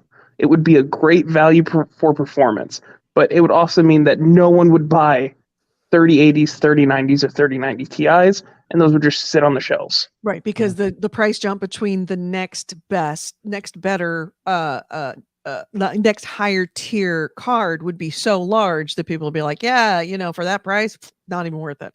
Exactly. Right. Not to mention that it's the fact that they tried to release it at the 4080 kind of gave their hand away, because typically with like a Ti version, you get like 10% power, like barely anything. It's not a lot usually. But a 4080 12 gigabyte, the 4070 Ti now, and then the true 4080 is like a 30% difference. So if they had released it as a 4080 12 gig, they would have been a laughing stock. Right. Especially at $100 more. Right. The point being that it's clear corporate expletive. Yeah. Horse radish. Yeah, exactly. We've got to create a list of like alternate swear words. But yeah, like it's not so complicated that it's a trash card, because it's technically not, but the price is exceptionally greedy for what you get. Right. Like, it's clear that it's manipulation. And if you care about these things at all, you won't buy it, because you are buying and you're getting upcharged by a lot. Mm-hmm. Bitters in the chat room says, glad you came on, Andrew. Good to hear you, buddy. How have you been since we've got you here? I'm doing all right. Like, it's mostly working. Yeah. Like, I work during the shows, but I would love to come on and rant occasionally, because there's times when I'm in chat and I'm just yelling at myself. Absolutely. You know where to find us. And now that you reminded me how to actually use my own freaking system, yeah, you can come on anytime and rant about something, especially stuff that you know more about than we do, because you obviously do. Since basically the pandemic, I have grown more into my tech enthusiast side for like PC stuff. Mhm. So I pay attention to that stuff now. Bitter Good. says, hurry up and get rich so you can host the podcast. I hope you mean co-host. Yeah, let's go with co-host. But all right, I can't stick around too long because I am still at work. All right. Yeah, I'll let you go. Thank you All for clearing that up and Yeah. explaining why. And yeah, it does seem like it's a real bad idea, especially now that you have you telling me why. If you have any principles about this stuff, don't buy it. If you don't care, the performance is there. It's just no extra value for what should be the next generation. Right. Okay. All right. There's still no reason for the card to exist. Right. Even has a different name on it. At that price range, yeah, not at all. Again, $600 like the 3070 or even like $650, great product. It's you essentially jump a version. Like typically how it goes is each generation, the 4070 or the 70 version is as good as the 80 version from the last gen. Mm-hmm. Okay. That's how you get better efficiency, but you keep that price of the mid-tier product. They did not do this. Right. So, yeah, you are better off. In fact, that the existence of this card won't sell many of the upper echelon cards. What it's going to do, it's going to probably sell more of the 3070s or 3080s. And that's their point. Like they've made it clear that they were going to manipulate this market so that you would have both the 30 series and 40 series going at the same time, and they want to sell out of the 30 series. So the things that are priced now for the 4080 and the 4070 Ti have been almost explicitly told that this is why they're priced this way. Right. Well, then it's a smart decision on their part from a business side in that, you create this card, you don't make many of it, and then you get to sell all your old stuff and all of your new stuff. True. That's why they're doing it from a business side. Yeah. The issue that's happening though, is the 4090s are selling out because despite how much I hate the pricing of it, the performance is there. Mm-hmm. Like it's crazy good. The 4080s are not selling, and I do not think the 4070 Ti's will sell. Like they do sell, but they're plenty in stock right now. Right. And graphics cards that are 20-year low in sales right now. And Nvidia is scratching their head like, what's going on? The collapse of the crypto market. You knew this. You knew this was temporary. Yeah. No, don't you know, Edie, all bubbles are forever. Damn it. I just keep ranting, but I actually do need to go. Okay. Go. I'm going to cut you off. That's going to make it easier. All right. Thank See you later. Bye. Bye. And AC Wraith had a good point that we might be able to use Discord not to get someone visually, but to just get it audio. Like I know sometimes I've played a video I could do that. and you can share the audio. I could do that. I mean, I could I would have to do some reconfiguring behind the scenes with loopback, but I could probably get it in there. Yeah. Interesting concept. I don't think it'd be that hard. I imagine like if someone just called in to my Discord and I just shared audio on my computer, their voice would come through, wouldn't it? In theory, that would require some testing because you and I both know that sharing audio with computers is challenging. I mean, we've done it tried to do it with games, and it's been Bitter says I'd certainly participate. Then y'all could hear my sexy voice as opposed to your non-sexy voice. I think using Discord to get someone on the call is easier than video. Much more doable. Right. That way we could hang out in the lobby and then be brought into a dedicated podcast room when we wanted. Interesting. Yeah. Yeah. We'll have to test this out. Yes. In my vast amounts of spare time. All right. So my next item is where are we? I have messed up my screen because of trying to play with StreamYard. Let's see. Wizards of the Coast. You know them. Everybody Yes. knows them. They do Dungeons and Dragons as well as Magic, and also video games that are connected to those worlds, and other video games that are not connected. Wizards of the Coast announced that it has canceled at least 5 announced titles that are in various stages of development. This is according to Forbes. They said that the studios were possibly, Forbes said that the studios were possibly impacted by the cancellations. Include the games that are canceled. They didn't say which games they are. Wizards of the Coast doesn't, but Forbes is suggesting that it is games from Other Side Entertainment and Hidden Path Entertainment. Other Side is working on 2 games currently. They have 2 games listed in development, Thick as Thieves, and they're an immersive sim game called Argos Riders on the Storm. The second one, Argos Riders on the Storm, is being helmed by Warren Spector. Hidden Path is the studio that is working on a D&D RPG title. That was the latest listed in development title that they had going on. So in a statement to IGN, Wizards of the Coast says that it, quote, remains committed to using digital games as a cornerstone of its strategy, but that they are making these cancellations as part of the company's long-term portfolio, which is going to focus on games strategically aligned with existing brands and those that, quote unquote, show promise.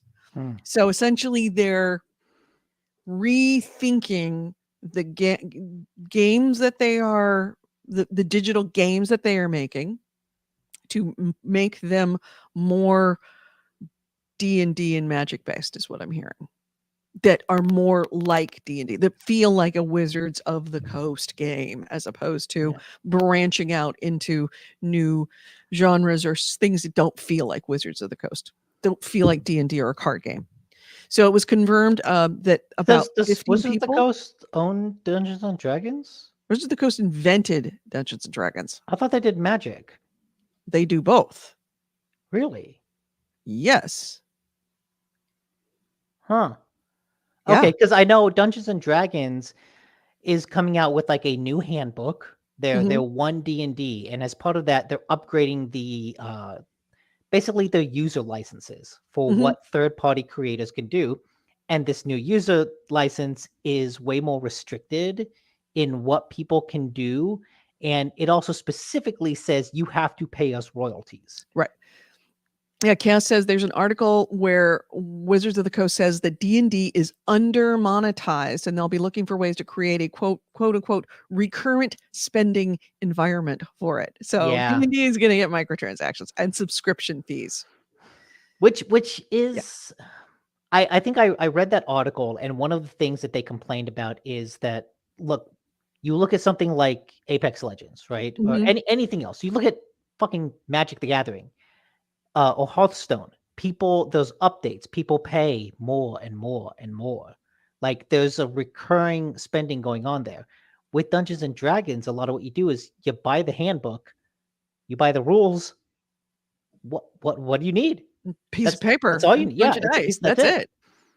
And so there's not really the capability to monetize it beyond its initial sales, at least not much of a possibility. So what they've done instead is basically say, if you use our rule set in anything, give us some royalties. Now, to be fair, like it's a bit like Lord of the Rings, the family of J.R.R. Tolkien saying, if you have orcs and elves in anything that you use, you've got to pay us royalties because we invented that world. Yeah. It's and like bit.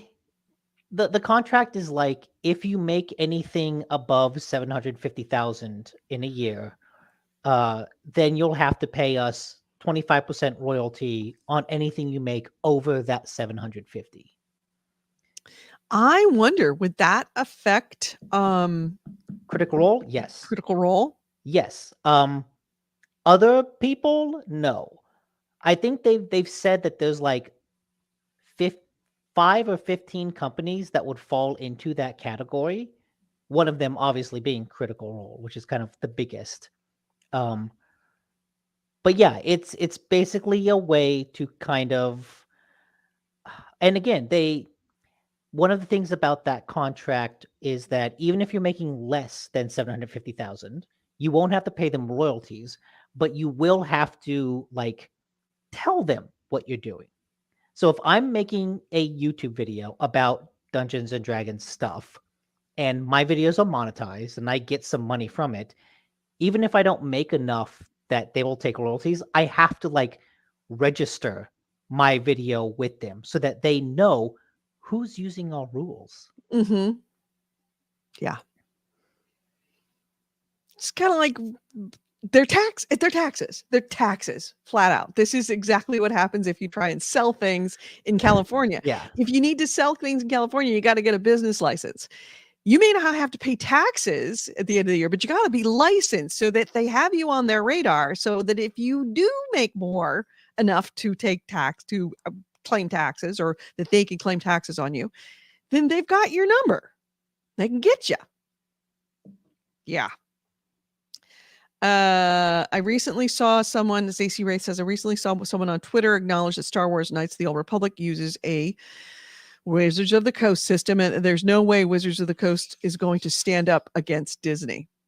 That's a good point. And the thing is, if they let one use it, then they have to kind of sort of let everybody use it. Yeah, it that depends. I can see them doing it if they think they have a good case, but when you're dealing with a game like that, I think you could very easily just modify a couple rules here, there, and there, and all of a sudden, like source code, is it the same? Yeah.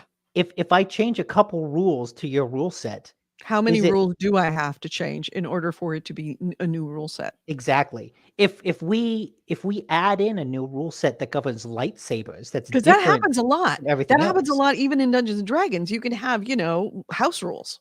Oh yeah, absolutely.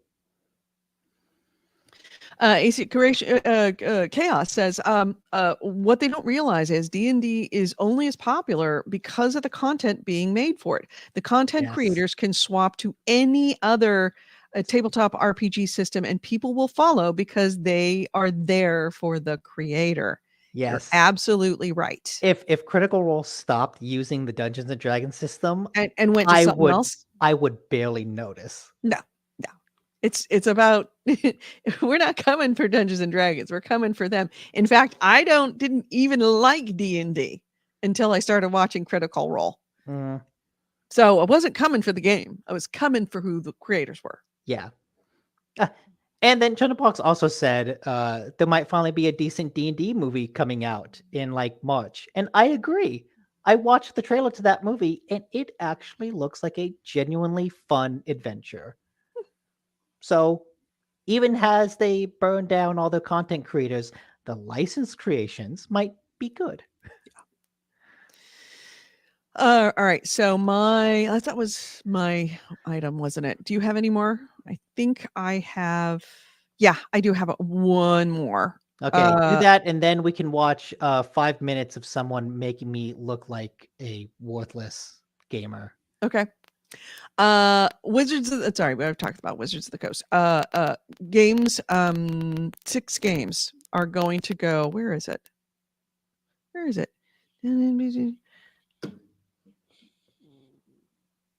Yeah, there we go. 6 games have been announced for Amazon Prime, games with Prime. So these are free games available to you in January if you have Amazon Prime. The headliner is very clearly going to be The Evil Within 2. So yeah, that's out of the Tango Gameworks title. You're a detective who has to survive a nightmarish world for all intents and purposes. to save her daughter. Really, really good game. The I've other games. Oh, go ahead. I've actually heard that one's good. I've heard you can skip the first one, but that Evil Within 2 is actually pretty cool. Right. Well, you can find out for free if you have a Prime account. The other ones are Far Away 2, which is a side-scrolling puzzle game. Breath Edge, this sounds Oh, cool. Ironic outer space survival adventure game where you try to survive in outer space with your immortal chicken. when I got really into Subnautica, I looked up like what should I play after this, and that was one of the games recommended to me. And I think it might be on Game Pass, but I just never got around to trying it out. Yeah, well, it's a game on Prime for right now. Cool. Beat Cop is also included. I think I That played that at a PAX. Yeah, that does. It's a pixel art retro kind of game, inspired by 80s cop shows. Yeah. Then also, and here's I promised you we would bringing up Lawnmower Simulator. Lawnmower Simulator is one of the free games, Prime games this month. So maybe you might be actually seeing me playing Lawnmower Simulator as well. And then Chicken Police, which is a buddy cop noir adventure game featuring a tale of redemption, love, death, and chickens as you take on the role of chicken police. Okay. So, and in addition to the free games, you can also claim in-game content for FIFA, and this is through Prime, free in-game content for FIFA 23, Apex Legends, Call of Duty Mobile, League of Legends, Lost Ark, New World, Kart Riders Rush Plus, and other stuff. So if you have a Prime account, you might want to check out the Prime games for January. And that is it. That's all my stuff. So now we get to see the video. Yes. So you might remember that I streamed me trying to beat Melania in Elden Ring some months ago. Mm-hmm. And I think that was like a 3-4 hour stream It was. that involved me beating her with the help of 3 other people. And me watching. Yes. Well, Mute it. There we go. Streamer Miss Mika, who I've actually subscribed to, she had previously beaten Melania using one hand.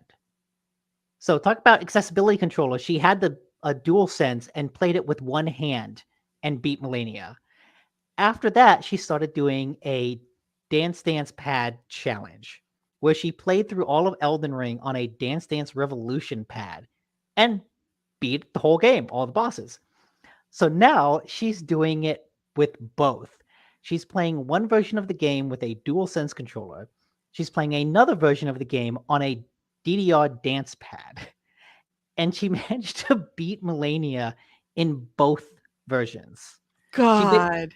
She did like a boss rush where she would play the bosses over and over again. And the rule was she had to beat both bosses. And on she's both talking. versions. And she's talking on stream at the same time. That's the hardest thing. She's actually holding conversations with people and watching her stream and responding to viewers. To be fair, I've watched this video. She's not really responding to people as much as she's like, oh shit, this. Oh fuck, this is oh again, swore. Yeah, and we apologize to Jaeger in the audio only seats. You can look this up. What's her what's her Twitch name? Miss Mika. That's MISSMIKKA. Mm-hmm. Bitter says I'd marry her and give her all my money. Yeah, I know this fight. I did this fight. I don't understand how it's physically possible to do this. But you know what? At some point in the video, it says like how many times she tried it, how many times she did this fight. She eventually beat it on her 199th try. Oh, wow. I fought Melania a lot. Yeah. I did not do it anywhere close to that. So, fast forward to if it's on there to her actually at the very end of it, her actually surviving it, and Okay, this is the full Melania fight. This keep is going all the way to the end because I don't want to have to wait for another 4 minutes of it. okay. Just keep This is going. the transition. This is her in the final form. So she's interesting. She is being simultaneous in that she's hitting these stages at the same time in both of the games. Yeah, she basically triggered, because you can skip cutscenes.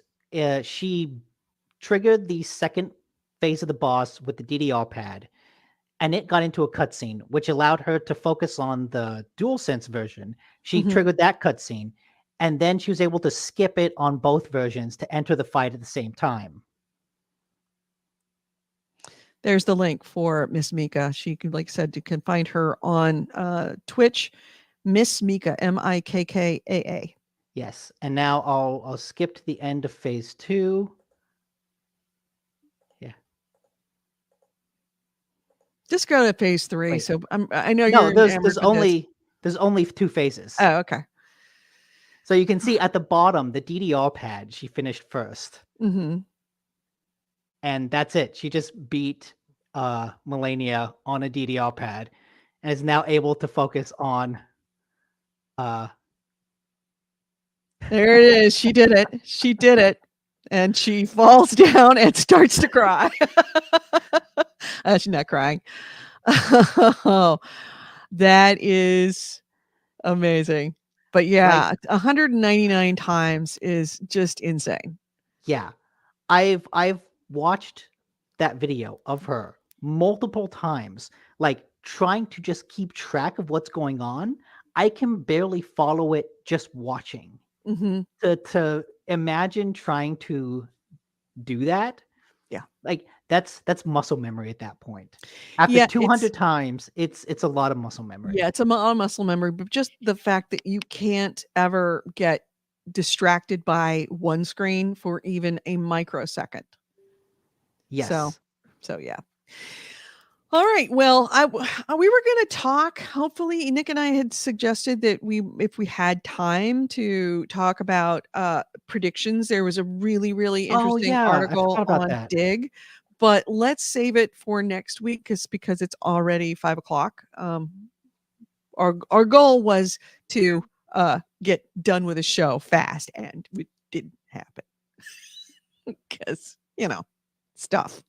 Yeah. So if I guess there's nothing else we need to talk about. Anything else before we close out the show, Nick? Not really. No. All right. Then let's close this out.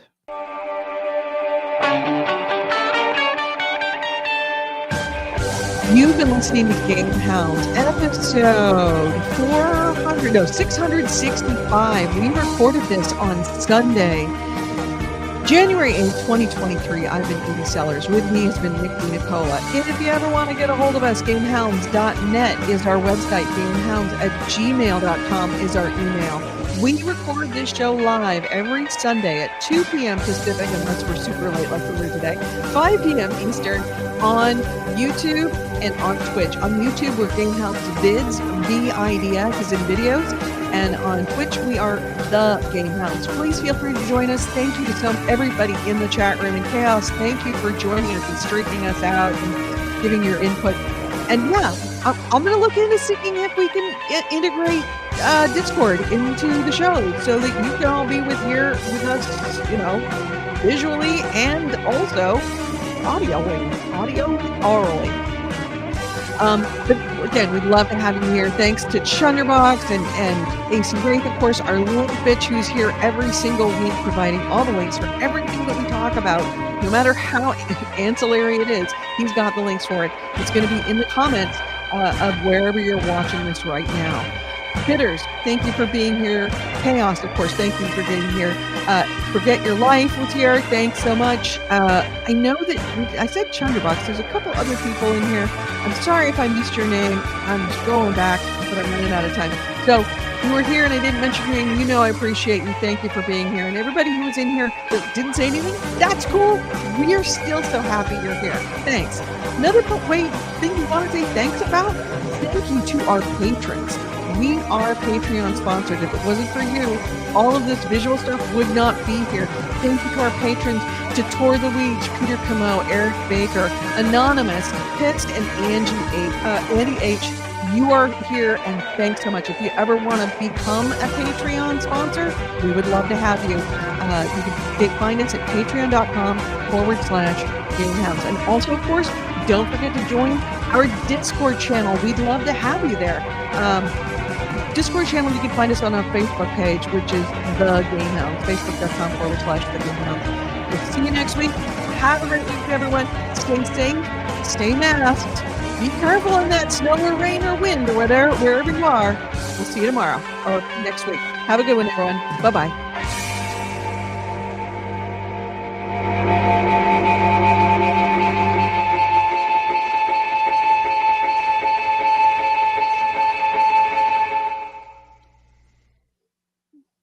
And we're out. Well, I mean, out of the audio podcast. Thanks for the Patreon. Woohoo show tomorrow too. No, sorry. That was talking about muscle memory. That was muscle memory from when I was in radio. Peter says, seriously, great episode. Seriously, thank you for your service. Thank you. I'm glad you enjoyed this episode. It was a good one. I'm happy to be here. So thankful that you think so. And I feel like it was good. I never know when you're, you're in it, you never know if you're bad or good. You only know it when you listen to it after the fact and you cringe. And I spent a lot of time cringing. And yes, this cat is out cold. Yeah. He's done for. That cat is very much, let's see. Oop, no, I didn't want to do that. That cat is very much, didn't want to do that either. No, didn't want to do that. God dang it. StreamYard, why do you keep changing your rules here? There we go. That's what we're trying to do. And the other one's over there. Yeah. And someone asked about the diaper on the cat. There is no diaper cat anymore. No, diaper cat is dead. He has been reborn as non-diaper cat. Yep. He was able to survive his neutering and instantly didn't want to spray, which is I've never heard of that happening to a cat. So Nick, you lucked out. Yes. So next episode is a long-awaited episode 666. Yeah. And it's going to be right after Friday the 13th, which is Nick's birthday. I'm going to have to do something spooky. Yep. When you've done near 700 of these things, it gets hard. LOL. Fuck you. They just blend into each other. Yeah. And thank you for saying that we're class, even though I have to go back into the YouTube video and bleep out stuff. I really should write down when I have to bleep stuff. And now, because I have to go through 3 hours to find all the fucks. You're right. Fudge. All the frills. Fudges. All the fricks. We didn't have any fricks. Oh, Ezio Helsing's birthday was January 2nd. Happy birthday. Oh, happy birthday. That's rough having a birthday that early. That close. Yeah. What we're all, there's not a lot of us. And a good portion of us are all like front loaded in the first, like the beginning of the year. I mean, I'm December, granted from like Christmas on. You're talking about December, January 2nd, January 13th. Yeah, but you're also another $1. Thank you, dude. Thanks. You're also like end of December. So that's a bunch of birthdays in a very short period of time. Creation Cast says 2 hours and 17 minutes and 35 seconds. Edie, I got you. Yeah. And happy birthday to everybody who's having them. All right, I got to go walk the dogs before it gets full dark. And do we want to play? We have an invitation from Fighter Ace to do. Yeah, I'm down to play some Extraction. Rainbow Six Extraction, which I will have to remind myself how to play. Oh, I've completely forgotten, which is what's going to make it hilarious. So much more fun. I'm just going So- to go in guns blazing. It's a good idea. Oh, Yeah. absolutely. Run out in front and just go solo. yeah. That's a really good strategy for that game. I think that's how you play it. Right. That's how you play it once until everybody yells at you. What time are you going to be on? Because I'm going to be on. I'm just going to go walk the dogs, and then I'm going to be on. Probably like 7:30. Okay, Nick will be on about 7:30 Pacific. I'm just going to go out and I'll try walk to the dog, so I'll get on a little probably be earlier. on. Let's see, it's 5:00. I'll probably be on 6. Yeah, Chaos is right. Teammates can hold you back in that game. Yeah, it is. It's very much. There's just hangers on. Mm-hmm. They're just, holding you down. Stream it. Of course we're going to stream it. There's no question about streaming it. Now the question is whether Chris's audio will come through, because he's going to have to do it on Stadia. Yeah. Or another version. I don't know what he's playing it on. I don't know if he's still using Stadia. Stadia is still up. Stadia is still up. He may. We'll have to find out. That Yeah. it may be that we play, but there's no audio, because if he's playing on Stadia, then we have to use in-game chat. Yes. That's right. We use in-game chat when he plays Stadia, so it would work. They just steal your kills. I know, especially in that game. Leroy Jenkins. But did you know that I just found out the other day that the whole Leroy Jenkins video was staged? Was it? Yeah. Is it? Are we sure is this 100% like vetted truth? Because I'm not sure that it was. I don't know if it's 100% vetted, but that's what I read. And I was like, oh, huh. Chaos says, yep, it's a parody. Who knew? I know. Man, apparently everyone but us. When that happened, when Leroy Jenkins actually happened, and like when it showed up and went viral the first time, I was actually playing World of Warcraft a lot, and I know we had just completed as a guild that particular fight. So it was, I mean, we felt it. We knew it was somebody that was playing at the same time that we were, and we felt like we knew exactly what he did. And it went around with the World of Warcraft world huge, and that's, and a legend is born. Yep. So yeah, World of Warcraft's legendary Leroy Jenkins meme turns 15 years old. Not only is Leroy Jenkins now like a thing within not only World of Warcraft, but gaming, I've actually heard people use it in other situations, like finance. Do you want to know how I learned this information? Huh. So, like, has of over the course of this week, in the House of Representatives, they were holding votes for the new House Speaker. There's been a whole drama about it. Kevin McCarthy. He couldn't get the votes, so it's been going on and on and on. One of the times, one of the people that the Democrats were voting for was named Hakeem Jeffries. Yeah, and that's when he became. He's not the new speaker, but that's who they were voting for. That was the minority. Yeah, but the point is, his name has the same syllable count. So As one Leroy of the Jenkins. Democratic, one of the representatives, when he was casting his vote, did it and shouted like Hakeem Jeffries in the way that Leroy Jenkins is. And there were news articles about it. So we've gotten to the point where Leroy Jenkins is being parodied by fucking Congress. Oh my God. Oh yeah, 223 is another F word you got to bleep out. Oh, thank you.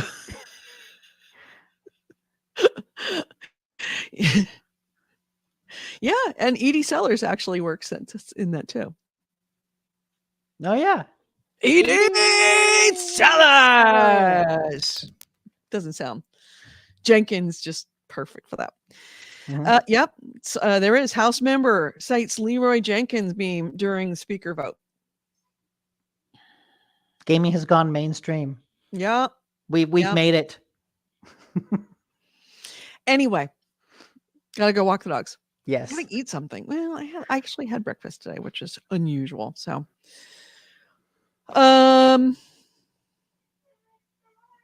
That's it. I can you guess. hear Oh yeah, I can. Mia? You want to go out? Oh yeah. Oh, I just got I got a dog jumping all over me now. All right, I gotta go. Bye. Bye, See ya. everybody. Bye, everyone.